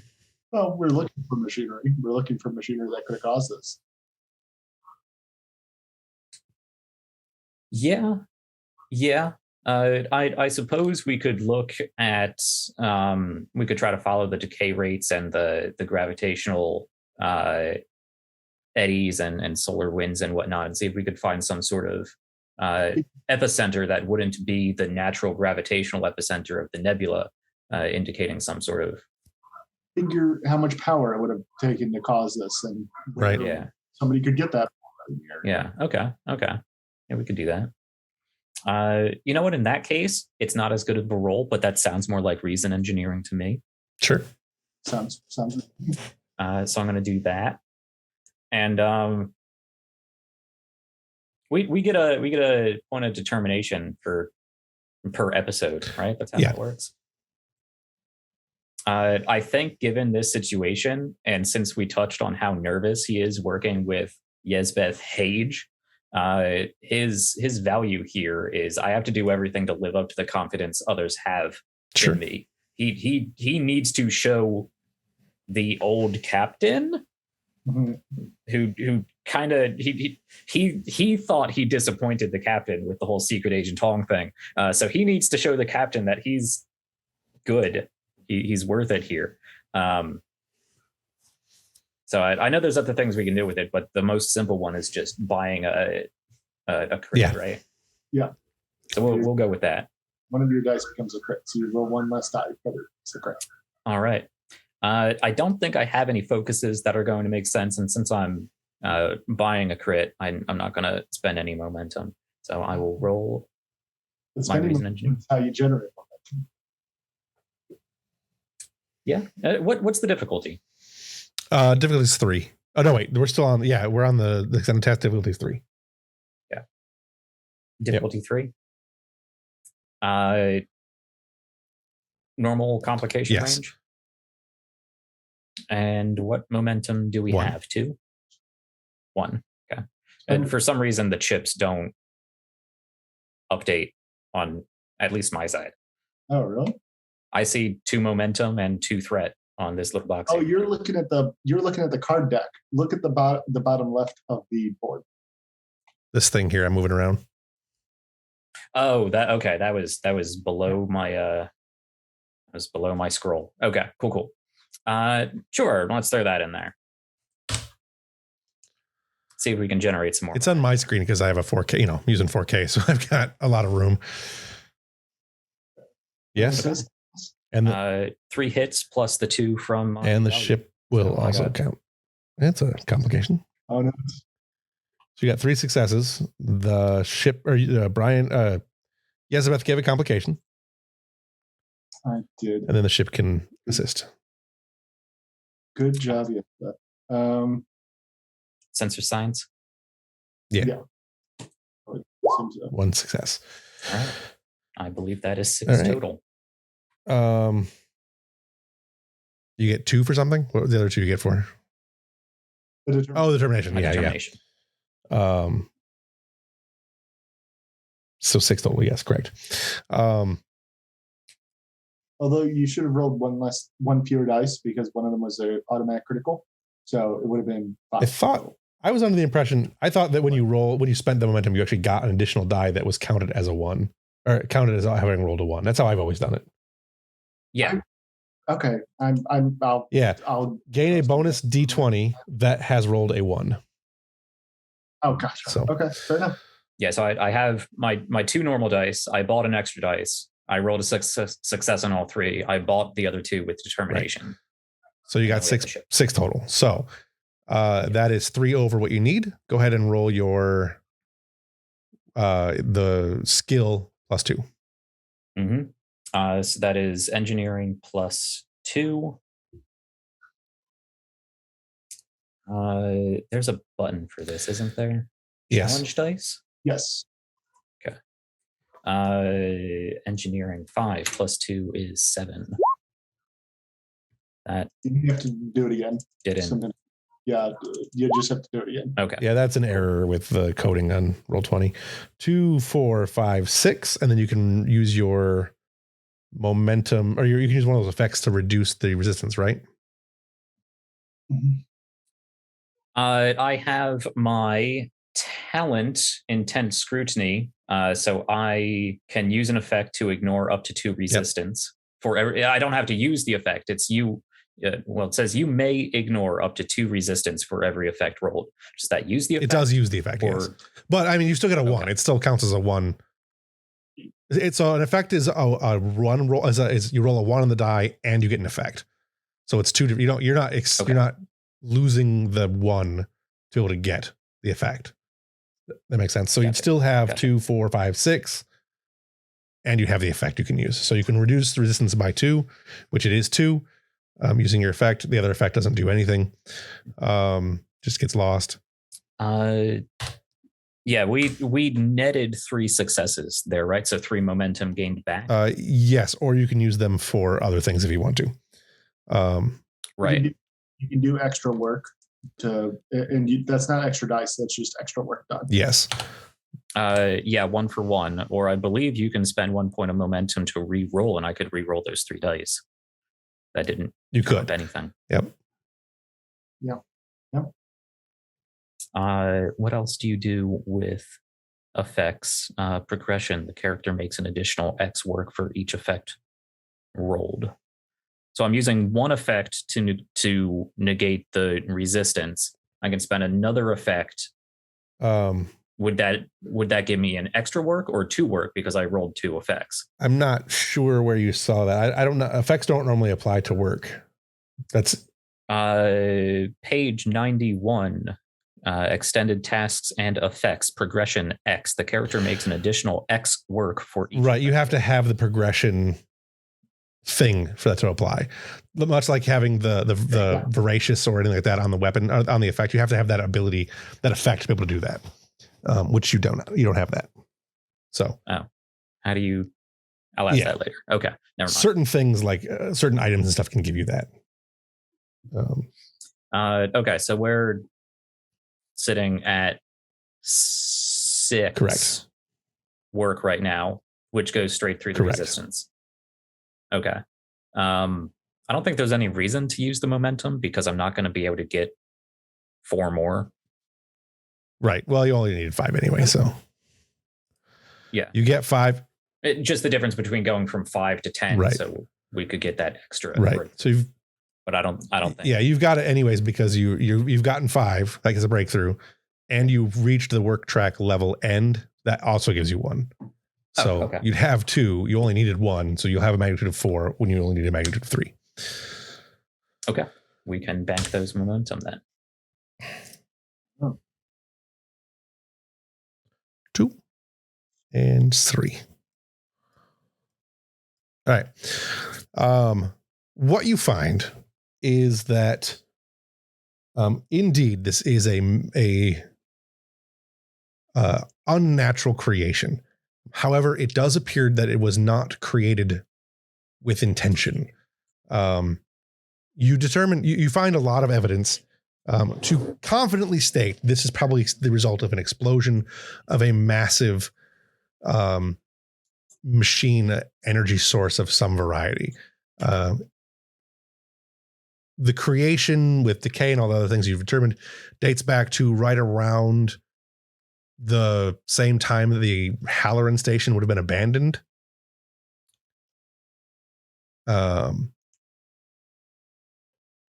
Given everything else that you've got here, it's probably a pretty safe bet that this was in whatever was destroyed. Its intention was probably to it's hard to determine for sure, but given the nature of what is going on here, it is probably some kind of massive, extremely powerful terraforming device, probably, or something along those lines. Maybe it creates planets. It's hard to say. Maybe it just changes planets, but it definitely was larger, much, much larger than the largest planet in the area. And the amount of energy and power that was required to be able to do this. I mean, it spread this maelstrom over a very large section of space. The first person who says Genesis device has to say it like the alien in the canteen. Yeah. Genesis device. It's like that, only way bigger. Way bigger. Okay. Is there, I don't know where we are as far as questions, but I'm going to ask it and you can tell me if you'll answer.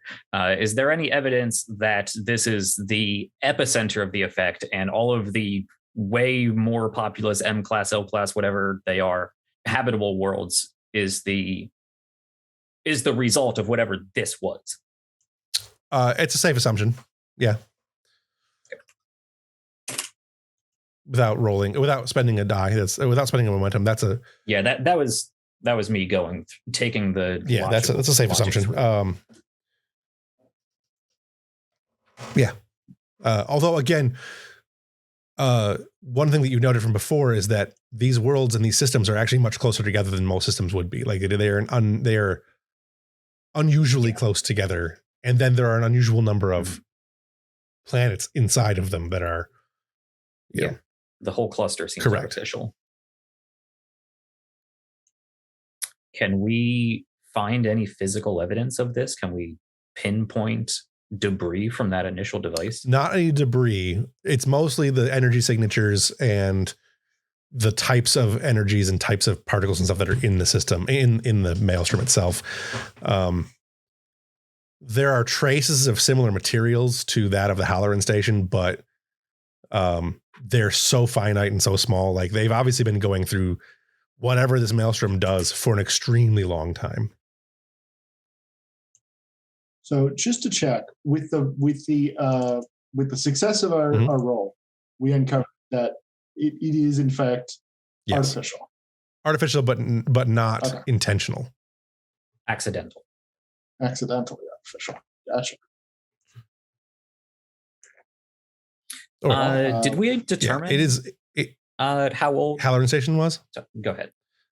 We did. I'd have to look it up again, but it was around the same time as the Iconians, if not before. And does this date back to around the same time? This appears to have been formed around the same time as the Halloran station became abandoned. Gotcha. Wow. Maybe this was attempt number 2. Elizabeth will put her hand on Tong's shoulder and say, "Good work." Thank you. Very, very fascinating meetings we have here. Yeah, the captain's going to be thrilled. Yeah, right. Right. Yeah, I should get on my report then. While it's all still fresh. I would like to do I don't know if a roll would be appropriate, but I would like for Elizabeth to try to be able to figure out that he's looking for Jorad's approval as well. Do you think that's something I'd be able to glean from Tong?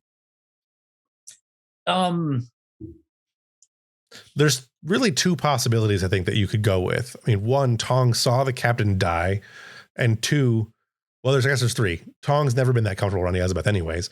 Or no, I guess he was before, wasn't he? Yeah. Yeah, they were more or less okay. They were trying to form a friendship. So that's kind of changed a little bit. So there's definitely something has changed. Definitely since a change then. From how we used to interact. So you could definitely associate. I think it would be a safe assumption that it has something to do with Hage. Either the fact that Tong basically watched Hage die, or possibly the approval thing, because Tong does kind of seek the approval of others. Might not be able to tie it back to anything specific like his secret agenting or anything like that, but there's certainly some kind of connection to Hage. I think that would be pretty easy to glean. Mm-hmm. Yeah, Hage is the new variable. That would be fairly. I mean, he did slip up and say "sir," and then quickly corrected back to ensign. So I think Elizabeth, being as smart as she is, could figure out that Hage is the variable here. I was asking specifically, but I was looking specifically to know that he wants Hage's, because you mentioned that character. Probably not. I would say with the saying "sir" and stuff like that, it's possible. I would say if you want to do it, it would be probably an insight roll, and it might be a.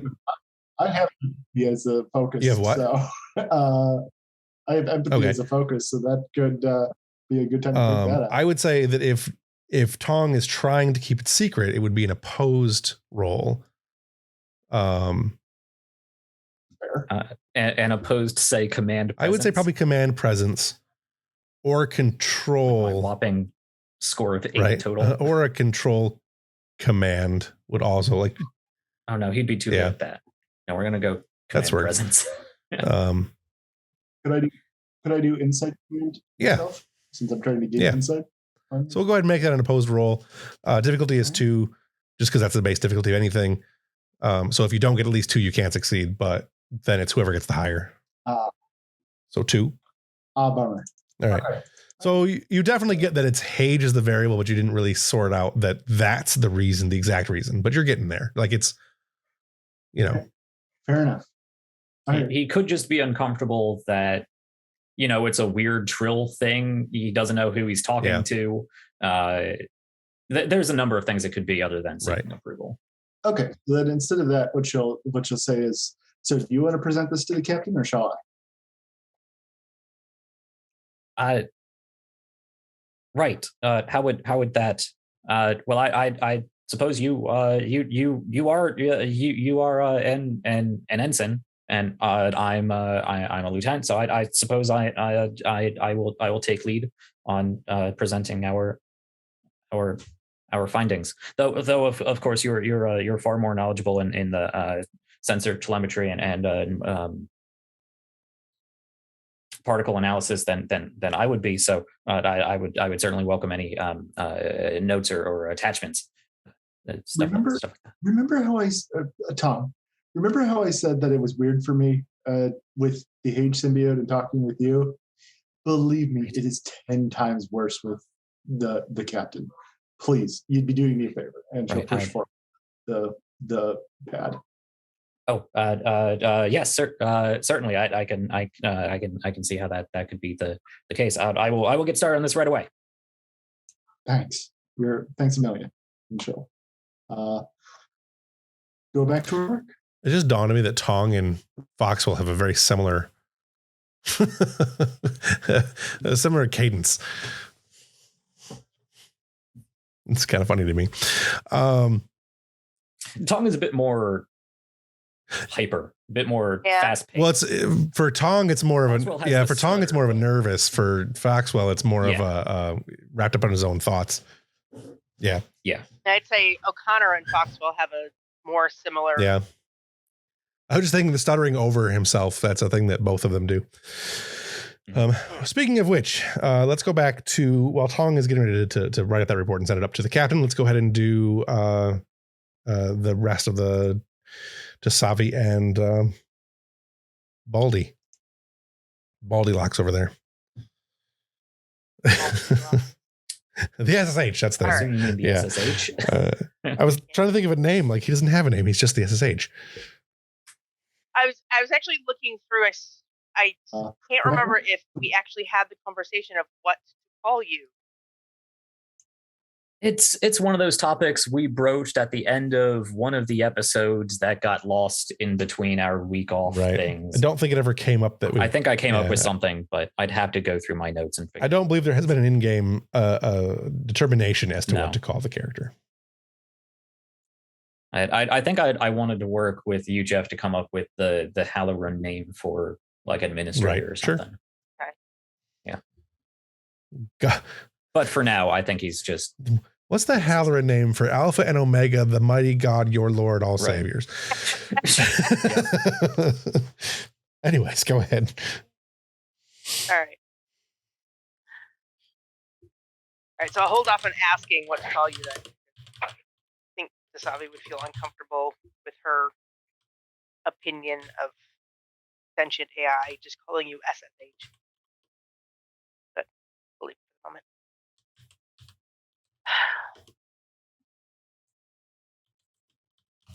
How goes it? Probably status report would probably be the better way to phrase that. Status report. Well, as the doctor reported, would we refer to Foxwell as he's a doctor, actual officer. He has a rank. Would we call him doctor or we call him lieutenant? Commander. He should be lieutenant commander is the actual rank. I should have him.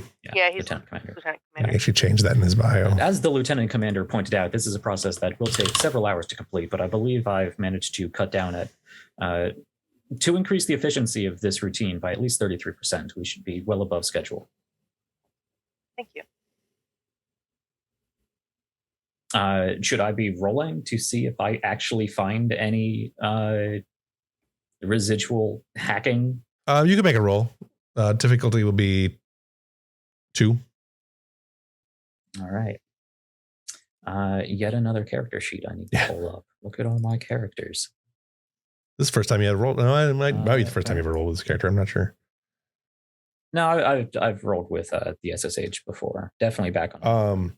With not something we've discussed I don't know if you updated him or not, but go ahead and take focus for basically every role at the moment until we sort some things out. Yeah, I haven't updated him at all. That was another thing that got lost in.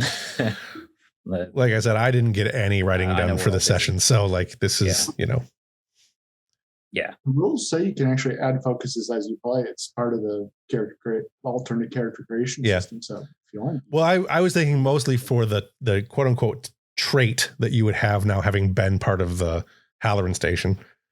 And we'll address more of that in the future. But for the moment, go ahead and take focus. Okay. Would this be more a security check or an engineering check? Because it's kind of since you're going for the finite, like you're actually looking through the systems to see if there's a security breach, I'm going to say security. Cool. That's what I was going for. Control security then. Because this is important and he wants to show off, I'm going to buy an extra dice. And I already have focus. But he does, of course, have weapons maintenance and repair, and shuttlecraft are kind of weapons. I wouldn't count that. But I already have focus anyway. Yeah, sure. Yeah. If you fly them straight into another ship, it is absolutely a weapon. They're just big weapons that you sit in. No, I got focus anyway because I'm now an AI overlord. All right. 2 hits. 2 successes. You succeed. So far, as you can tell, there's nothing left over. They managed to bypass the biometrics and the security features using fairly complex brute force techniques, I guess, for lack of a better term. But no, they just looked at information. They didn't leave anything behind. Since this does look like just sort of brute force, code your way into the back door, is he right in assuming this is something that an actual onboard presence dedicated to fighting against this would greatly increase the security of? Yes, although you would also recognize that the technology they're using is pretty far advanced. Like the actual technology used to hack it is similar to that you would have found that you did find on the Halloran station. It's very similar. So it's using really highly advanced stuff. Like even considering the level of tech they normally have, they clearly have some aspects of their technology is really advanced. Some of it's not, some of it really is. Very interesting. I haven't seen coding like this since back on Halloran. I'm surprised these nomads we've been following have such sophisticated programming techniques.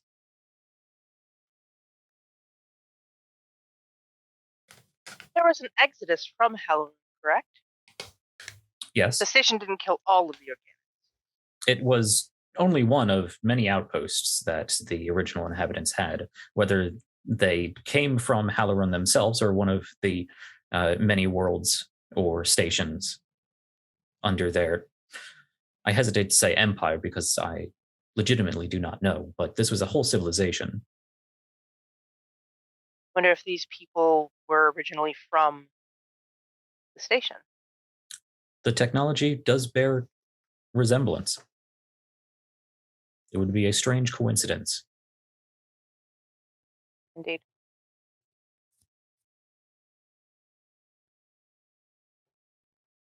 Well, perhaps given the new threat of this advanced technology, it could once again be another example of how my new programming expertise could adapt this very such programming to our own purposes. Agreed. The captain has okayed giving you access to a biometric body on away missions. An exemplary, reasonable man, that captain.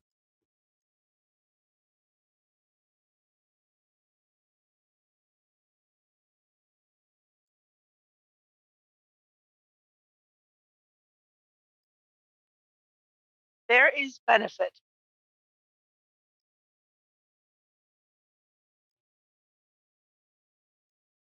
as much as I know you balk at it for probably a variety, but there is benefit to giving Dr. Foxwell access to your current code.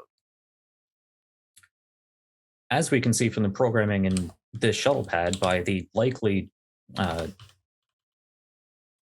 what's the opposite of answer? The likely descendants of the Halloran people, it's unlikely he would be able to parse the more intricate nature of how I've adapted my code based on Halloran programming. Maybe, maybe not. He may not be as unsophisticated as you give him credit for.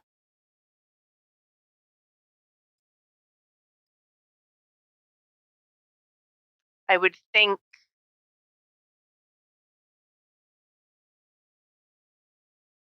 you would appreciate the pursuit of knowledge and expanding information.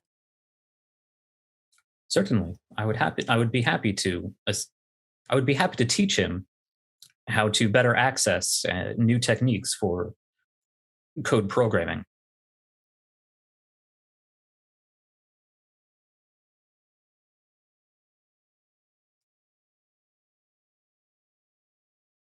There's a benefit to practical knowledge versus textbook knowledge. Seeing Of course. it in real time.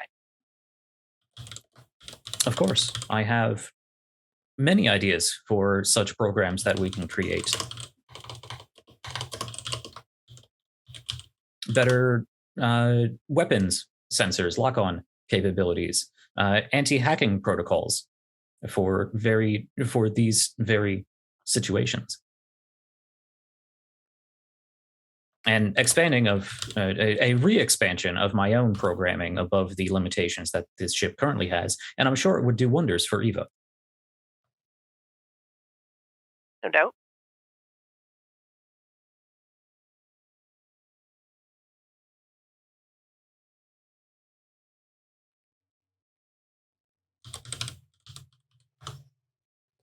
What would it take to convince you to give him access to your program? What would it take you to give him access to your very DNA? Because that is essentially what we are talking about here. Real-time manipulation of who exactly you are. The Federation has my DNA on several different databases. But they don't actively manipulate it. I believe there is, in fact, quite an extensive law against that. Correct. I'm not proposing he have unlimited and unfettered access. I would be glad to grant him and anyone else interested in their own advancement of knowledge read access to my programming. Write access, however, should be solely my own. I think that's fair.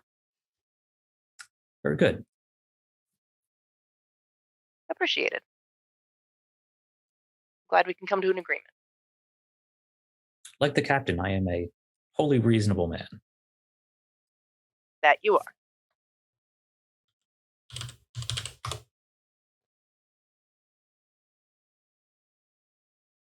As to your request to be treated as crew,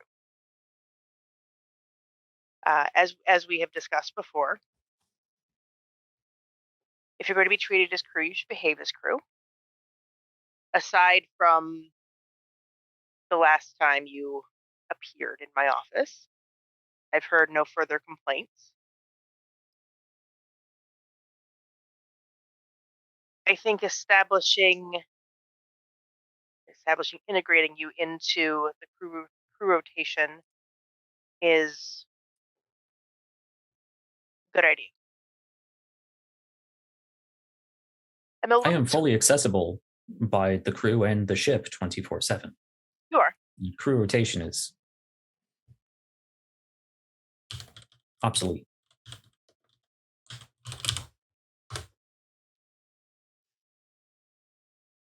Yes and no.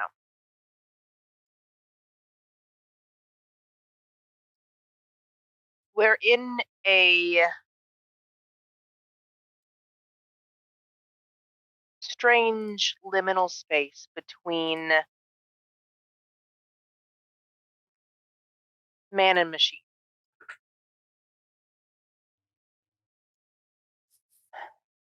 If we don't set up a boundary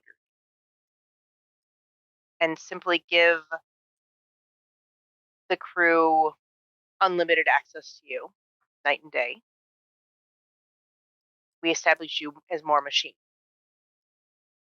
If we put you on the rotation, give you slated hours and allotted downtime, you slide more to the man side. We don't let the denobulants work 24/7. I think the same should apply.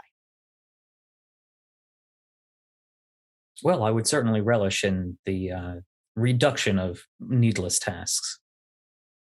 I'm sure there are plenty other members of the crew who are just as capable at fabricating towels.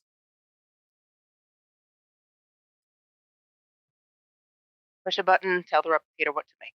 It's not difficult. You can make tea, you can make towels.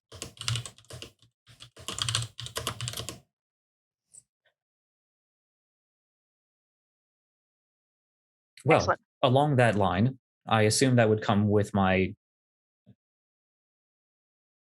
I assume that would place the responsibility of activation and deactivation on myself. It makes no sense to give me a work shift and have everyone capable of summoning me whether I am on shift or not. Agreed. Is there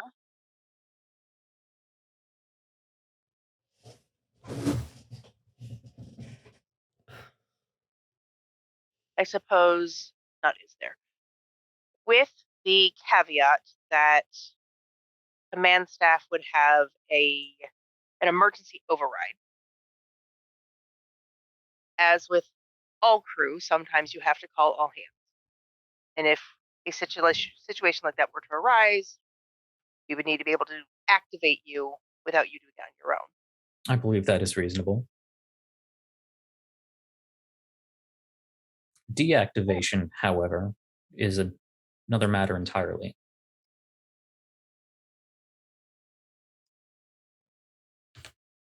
I think I agree.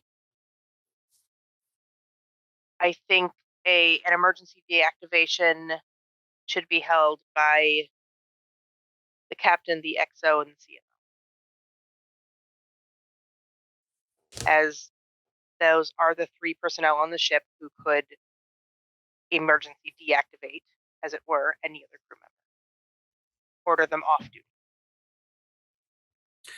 The difference is when you go off duty, you don't lose form, you don't lose consciousness.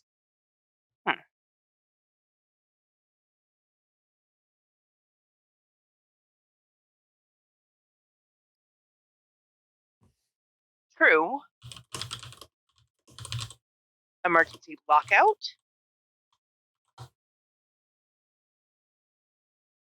I suppose that is reasonable. I would assume my rank, limited and insufficient as it may be, would have its own classifications. What?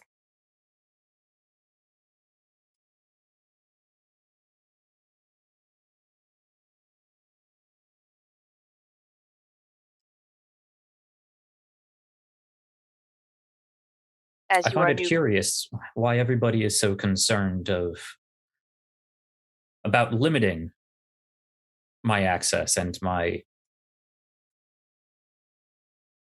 functionality, given that I only wish to better the efficiency of this ship.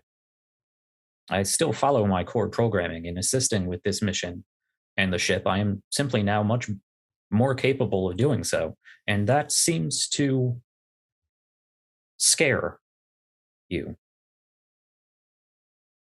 Well,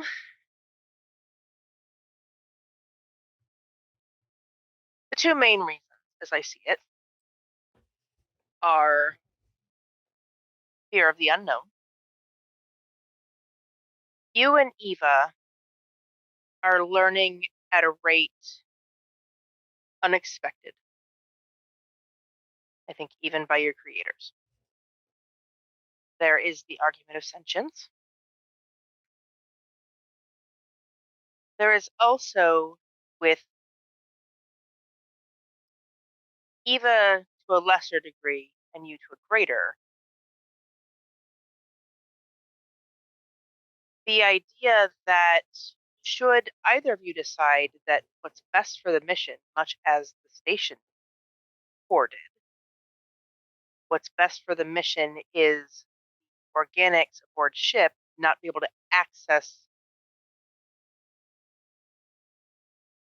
the ship's functions, or that the organics are hampering the mission in some fashion and need to be deactivated. All you simply have to do is turn off our emergency. That is a significant amount of power you hold in your hand. If I were to be granted access to those systems in the first place, I suppose I could attempt to force my way into those systems, but I see no reason to do so. I also believe it possible for any member of the engineering staff or science staff, for that matter, to be able to brute force their way into most of those systems. They could. If anything, my own presence in those systems would help deter that, as would it deter additional hacking attempts by unknown species and agents. It would also be a good deal easier to stop than you would. You would be the system. A quick knock in the back of the head with a spanner will get the engineer incapacitated long enough to turn the systems back on. You don't have a head to knock on the spanner. No, not as such.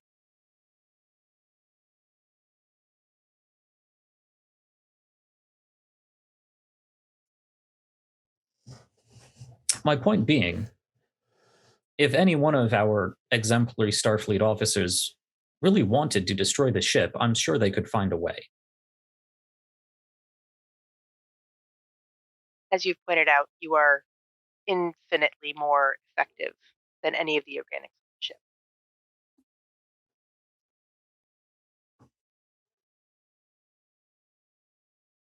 That's where the fear comes from.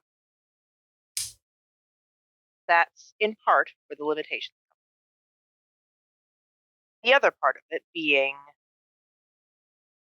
if you're going to be treated as crew, you start out as an ensign, as anyone else. You work your way up.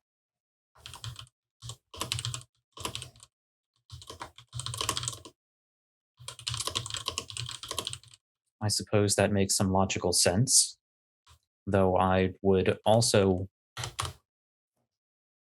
point out that most ensigns right out of the academy don't have a year's experience commanding an advanced station, mostly all on their own, nor the near full database of knowledge for both the Federation and what is left of the Halloran species.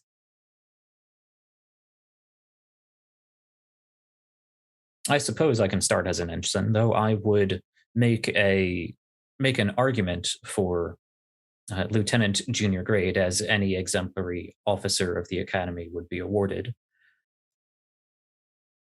If there are argument, I'll take it to captain.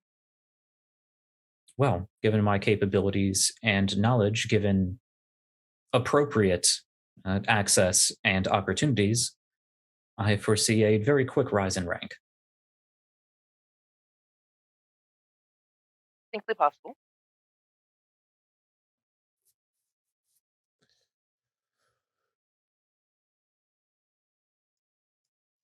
Well, I suppose that is good enough for me. Excellent. I won't keep you any further. Oh, you have not been keeping me. I've been performing this maintenance routine and several other calculations and protocols while we've been speaking. This interface is largely unnecessary for myself. Fair enough. So I will not keep you any longer, Commander. Thank you. Right. He'll have to come back on at some point because, level 1 diagnostic requires taking things apart. But I guess that's true. But certainly all of your pre-diagnostic stuff could, Yep. All right. So before we wrap this up, let's go back to the shuttlecraft. You guys have done some investigations. You've gotten some information. Was there anything else we needed to do that you guys needed to do there? I don't remember if we left somewhere where there was actually information that you guys still needed to gather. The last thing we had known is that the Bellerophon, you had found the Bellerophon, and you discovered that the Cardassian ship was somewhat of an antique, probably over 60 or 70 years old. We mentioned we were getting their The logs. log data. Yeah, We're looking for the Yes. black boxes of at least the Federation ship, if possible. Yeah. The other. You do find, And Jisa would like to, if possible, find the plate that you put on the bridge. I know it's Right. a long shot, but let's do a roll for that one. I'm going to say the difficulty for that though is going to be pretty high.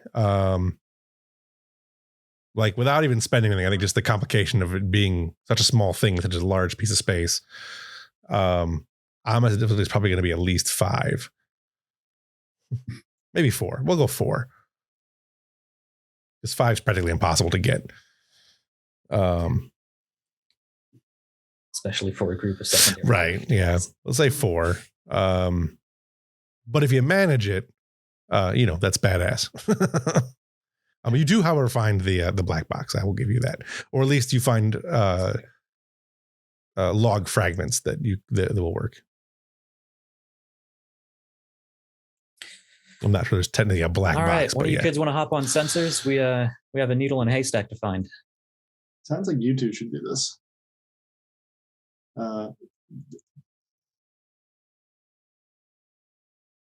Kendall will ride coach on this one. Kendall clearly thinks this is a bad idea. Waste our fucking time. All right, go ahead and make the roll. Jisa, I think, is going to go lead, and O'Connor secondary. Since Jisa's the one actually looking for it, she's the one that wanted it. You do it. Doing a sensor sweep, though, it makes more sense to have the science person do the sensor sweep and the pilot. That's fine. It's up to you guys. Yeah, I think Jisa is insistent on it, and since she's behind the wheel, she's not, and more or less in charge. She's kind of not leaving until we at least give it a go. Right. But I think she would rely on the science officer to do the sensor thing, and she's just gonna fly a ship. It also makes more starships sense now have wheels. It also makes more sense to leave the pilot to put most of her focus on not getting us sheared in half. Yeah. Okay. Yeah, she's more focused on finding the most efficient route through the nebula to maximize the scanning efficiency. Okay, so I'm assuming I'm doing mostly piloting still. So daring con. What sort of since we're at the end of the episode and momentum refreshes it does not, right? It does not. No, okay. Momentum starts at it does refresh technically at the start of a new episode. Yeah, it refreshes, but it refreshes to 0. It refreshes to 0. But I haven't been doing that. I've just been leaving what you guys have. So yeah, I do refresh the threat, but I leave you guys momentum wherever it is. Okay.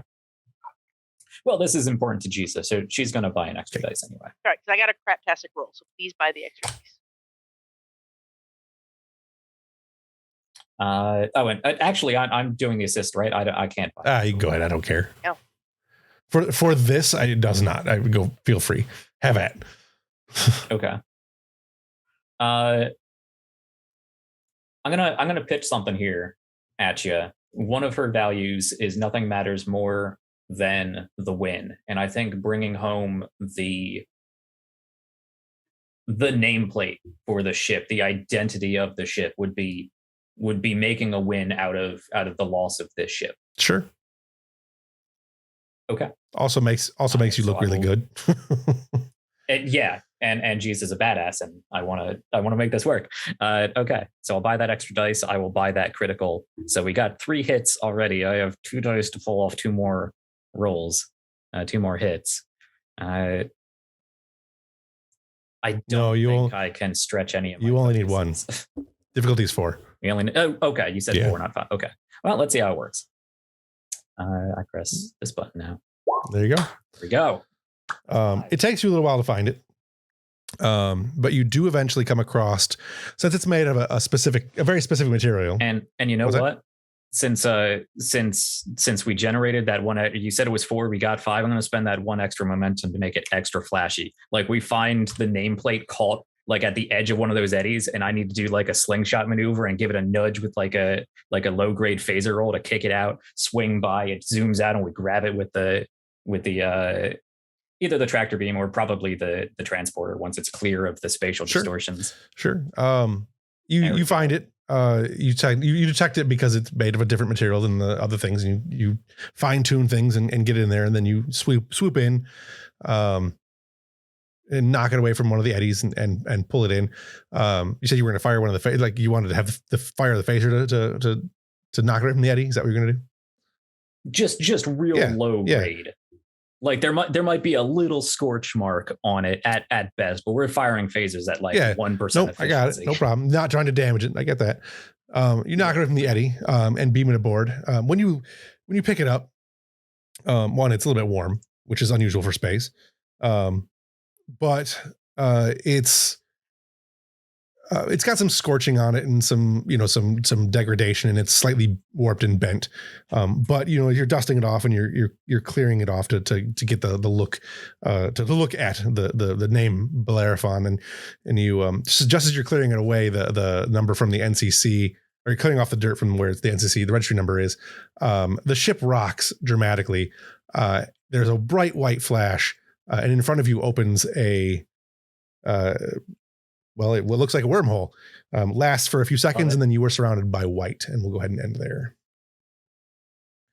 Awesome. Okay.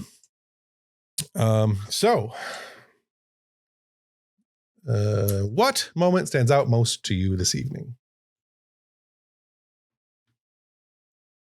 Also, I updated the species Bible, I updated the Bible to have the links for the 2 species. What moment stands out most to you this evening, you guys? Really liked Elizabeth's interactions with Tom. I did. I thought those were fun. Yep. Mm-hmm. I liked the scene with the SSH. Yeah, that was a good one.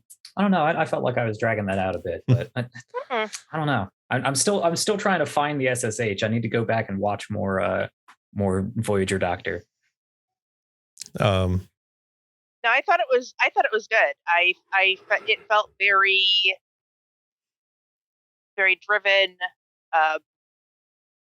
I really like those strategic sort of AI rights, AI self-identity stories. So a lot of what I was saying, I've heard on repeat over and over again. So it sounded stale to me. But if you're not used to AI-based stories,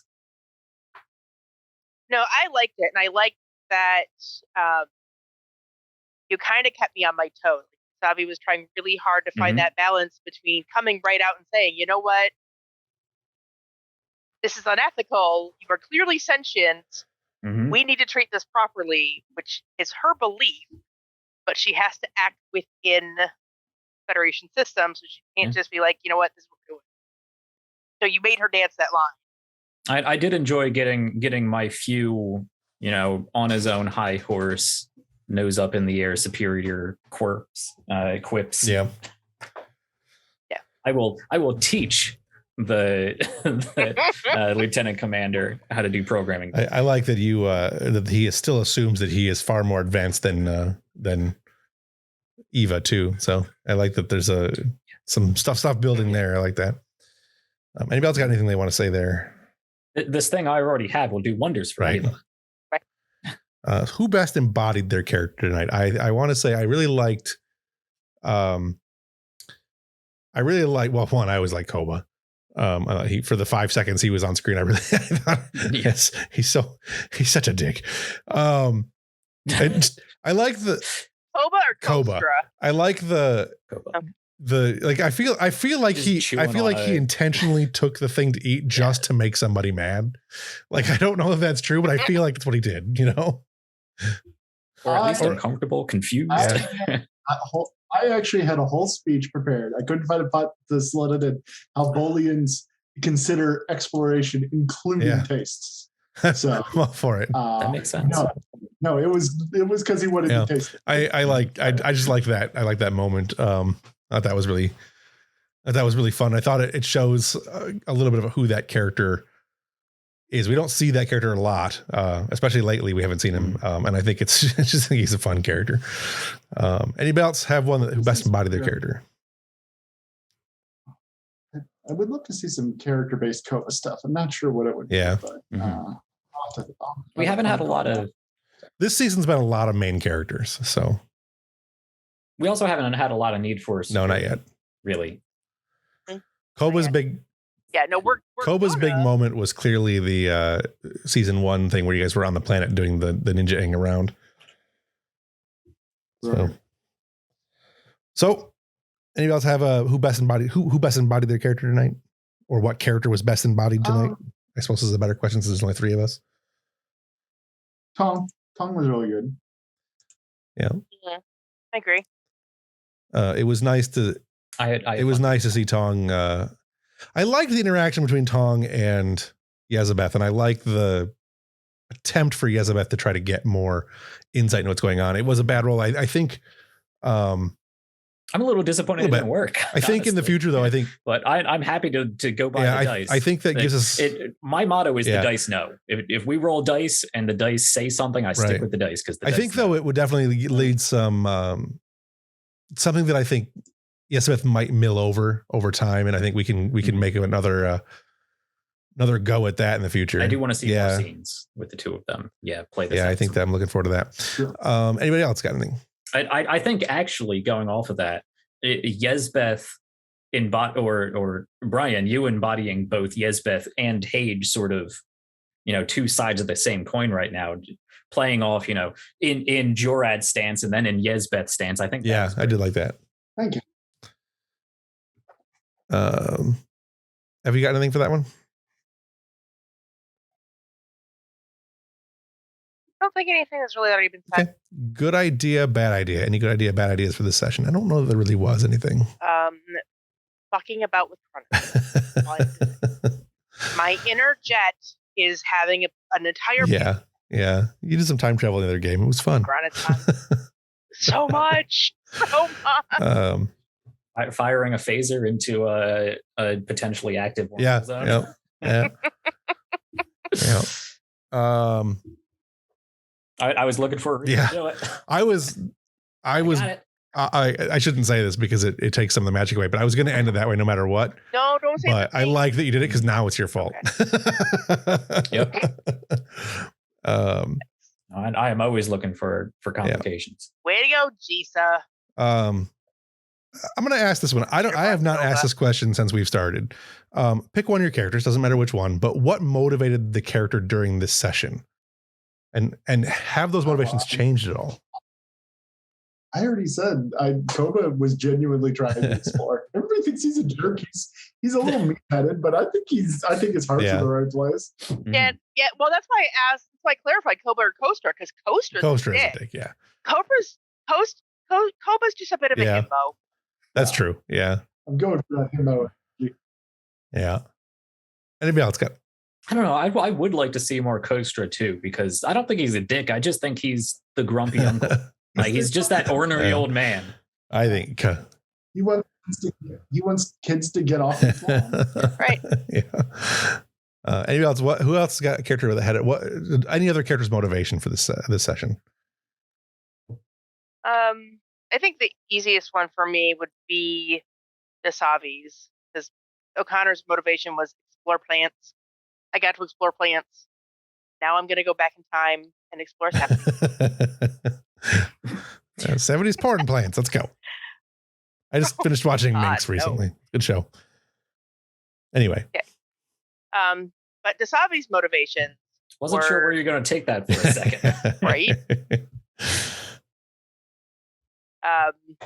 In this episode, Dasavi's motivations were to kind of push the sentience agenda, and I think getting the SSH established as crew is a step in that direction. Yeah, and also that's gonna come back up slightly- because now Eva's not crew, but he is. Like, I'm working on that. Take it a time. Also, well, when Eva becomes as sophisticated as the new SSH, you can push the topic. Eva The SSH would gladly tutor her. That's true. We're getting Eva through the academy. Right. So maybe the SSH they'd be the weirdest team. They'd be the weirdest academy class ever. Yep. There's also a little bit of an FU to Foxwell in there that Dasavi's kind of relishing. Yeah, I don't know if this is the right place to bring it up. I feel like we should transition Foxwell out. It's coming soon. I feel. Yeah, I don't think yet, but yeah, he'll go soon. But I think he's fine. Where he is. Really? We're at some point we have to have. There will come a head where Foxwell either has to go or he's not going to be around a whole lot longer. So. I haven't really interacted with him no, I put him aside for the last couple sessions. I put him aside because I don't want him to take up too much screen time from you guys. I completely get that. I completely get that. You'll note too that Eva really hasn't been on screen much either. So I want to see more Eva. I just think he's a little. Yeah.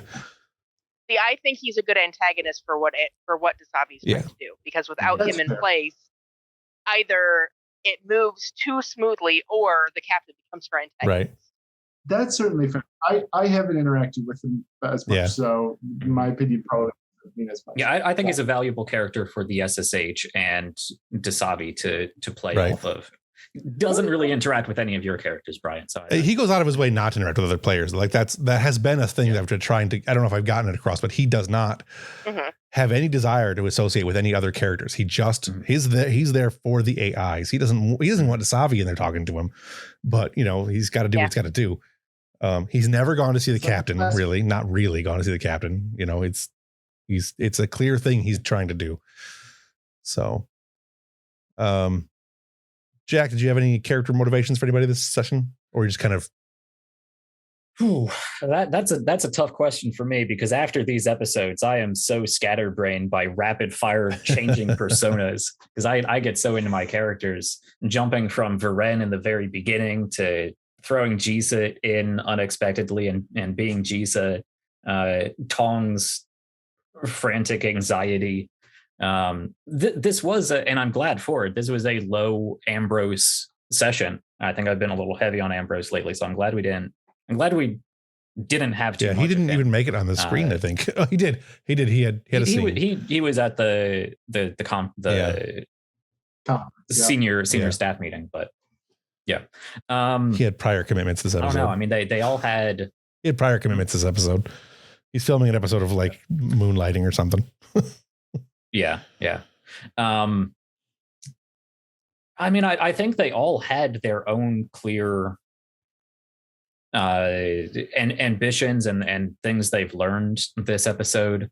I think Jisa, actually, with how little she was on screen, and we were kind of at the I would love to see more interaction. I'm sure this question is coming up. What you would have changed? I would have loved to actually seen more role play interaction in the shuttle pod between Kendall, O'Connor, and Jisa, because I think that was actually a defining moment of Jisa that we didn't really play up, and I didn't even know how to do it, so I didn't push for it.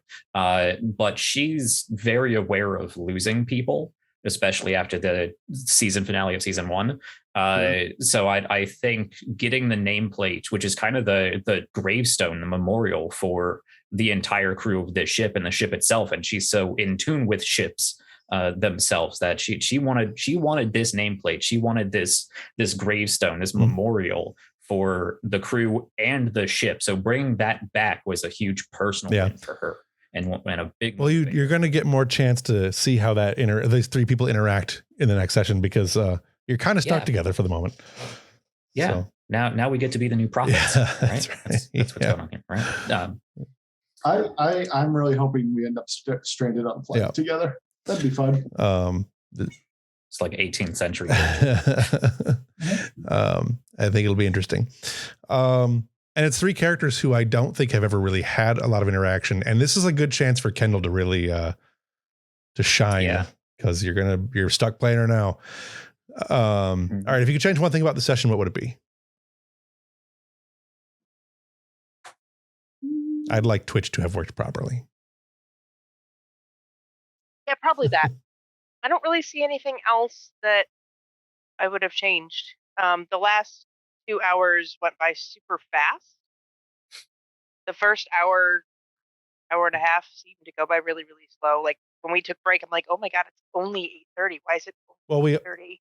We also And then I started was pretty like, much oh, exactly at it's 7 o'clock. 10. So I feel like the pace. I feel like there was an issue with the roll, the pace of the rolls, where it felt like we got. I don't know. I can't put my finger on it. So maybe I shouldn't criticize. I don't know. I will say I did feel at moments like we were spending too much time getting too little information. you guys got but we did. You guys had a lot of information this session. We did. We did get a ton of information. I guess what I'm saying is just more the pace was kind of off. Like sometimes it felt like we were getting nothing. Sometimes we felt like we were getting everything. And I don't know. I can't express that in a more specific way. I'm sorry. Yeah. I actually, as always, we're on the flip side of each other's coin here. I actually really liked the pacing. I loved how we split up the different extended tasks and we jumped from one role to the next and laddered them, because instead of doing all of this test and then all of that test, we got to do just like they do in the episodes where they switch A plot, B plot scenes. And I think the pacing of that actually was really well maintained. Yeah, I didn't mind the cutaways. Yeah. There was also, there was a lot of information to be had in this episode. So we did a lot of science. Asked a lot of questions, got a lot. Yeah, I think that might have been part of it is that there was a lot of questioning that once you made the roll, you only had to make the one roll, and which is, I think, how the system is kind of designed. I don't want to spend all day making rolls. Yeah, that's. As I said, you did great. I cannot put any quantifiable. Specific, right. Yeah, you did the rolls like exactly how they're supposed to be used, and it worked out all pretty well in the end. So I forget I said anything. Like I will say, and just this might resonate with where you're going. I think this was a very exposition and sort of above game humming and hawing figure. There was some of that, out, and much less actual role play and being in character in this game. That because it was so information heavy, there was a lot of exposition and then processing, and not as much. Although it picked activity. up a lot. It picked up a lot in the last 2 hours. Yeah. So I think we found our group. I was trying to find a way to once we got the group broken up, I was trying to find a way to make sure that everybody was, rather than just jumping from this scene and then going to the next role, like do something in that scene before you make the roll. That's something I think is really important.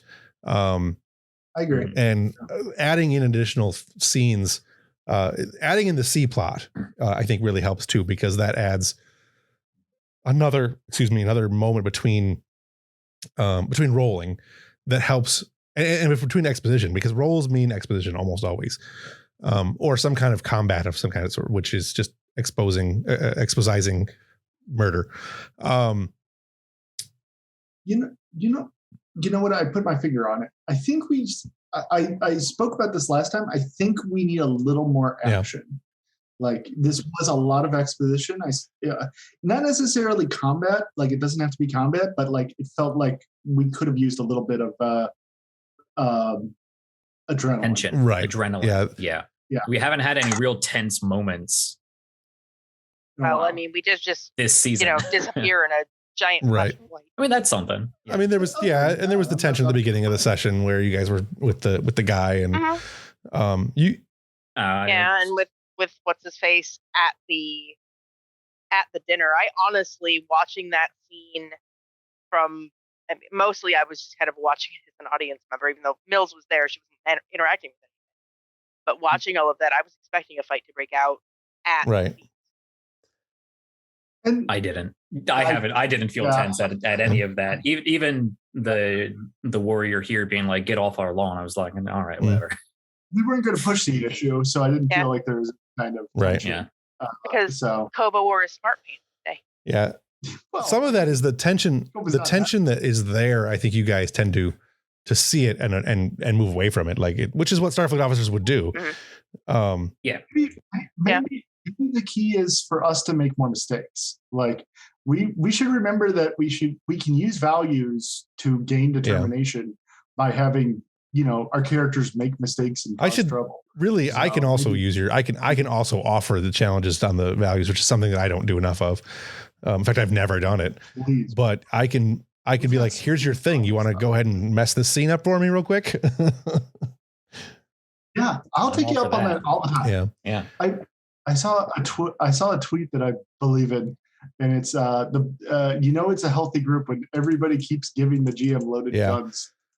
My biggest issue with so I wrote a lot of story, but I don't write beats for the episodes.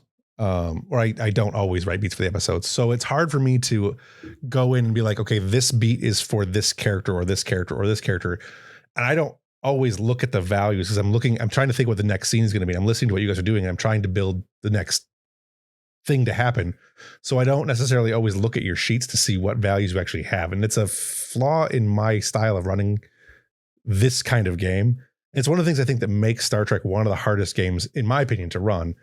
I can tell the story all day long, but looking at the mechanical side of your character sheets, it's another window I have to have open, another thing I have to think about, that I'm thinking about the story and how I'm providing things, not necessarily how I can use your sheets against you or to aid you in any way.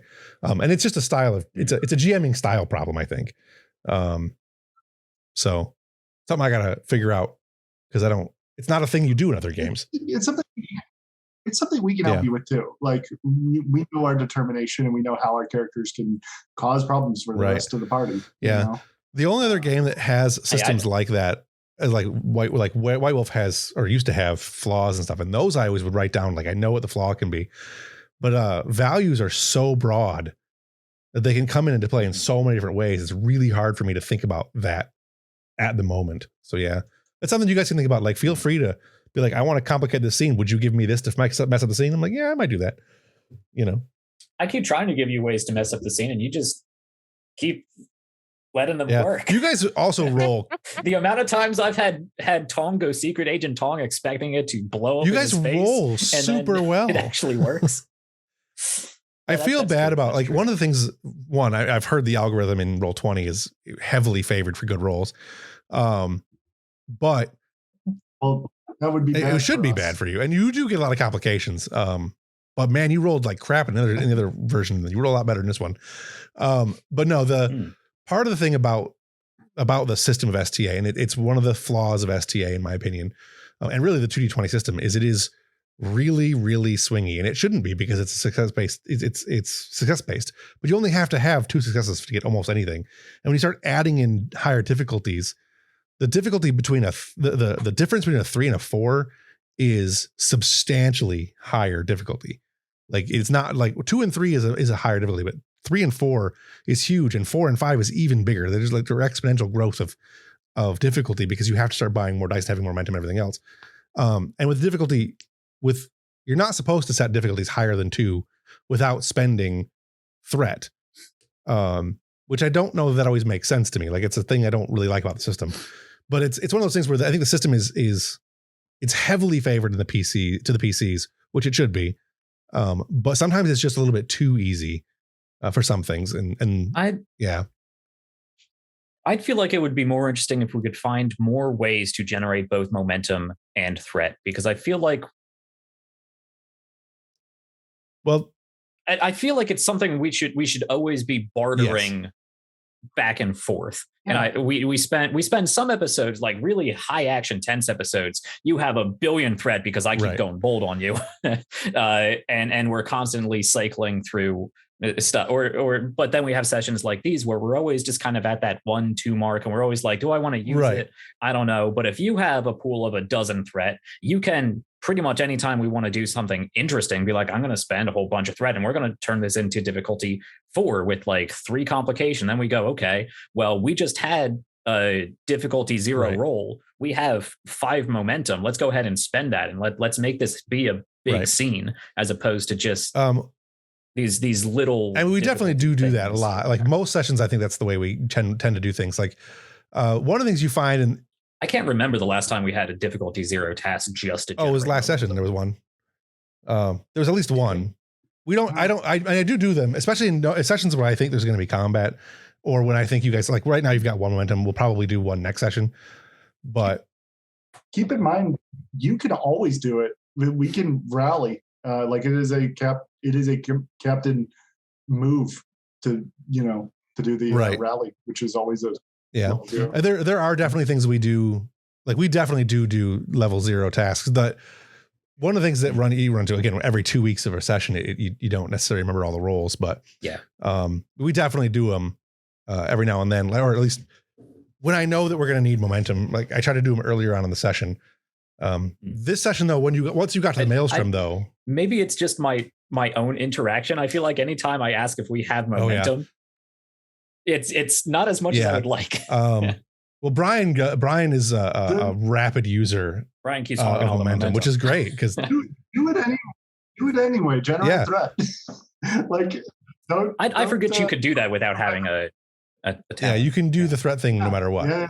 But yeah, Brian uses a lot of momentum, which is what it's for. You're using the meta currency the way the meta currency. I think this game we use the meta currency is much better than I did in my last game that I ran. Because we didn't even think about it in the Lexington game that I was running where Evan was playing Jet. Like we just wasn't the thing we did. We just told stories and that was it. The dice didn't matter at all. In this, I try to get more of the roles and stuff in because I think it's more essential to one. I think it's more everyone's style of play, but specifically having the roles helps Brian use momentum and helps you guys tell better stories. Like I know, like you, Jack, you use a lot more of the threat to create the momentum to create the story. Yeah. And that's something that's different from my usual players. Like my players, generally speaking, my other games, we can go whole combats without ever rolling dice. Like you guys have seen the way I've run some of the space battles, and a lot of my stuff happens like that, and it's just a lot of narrative.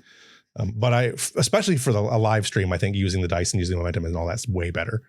So I've enjoyed it. I think that we do use the meta currency fairly well. There are days when we use it better than others. But it's a thing to note. And certainly the values and the determination and stuff is something I think we need to take better advantage of. So I don't have anything else. Do you guys? No? All right. Let's go ahead and roll Great game. Credits.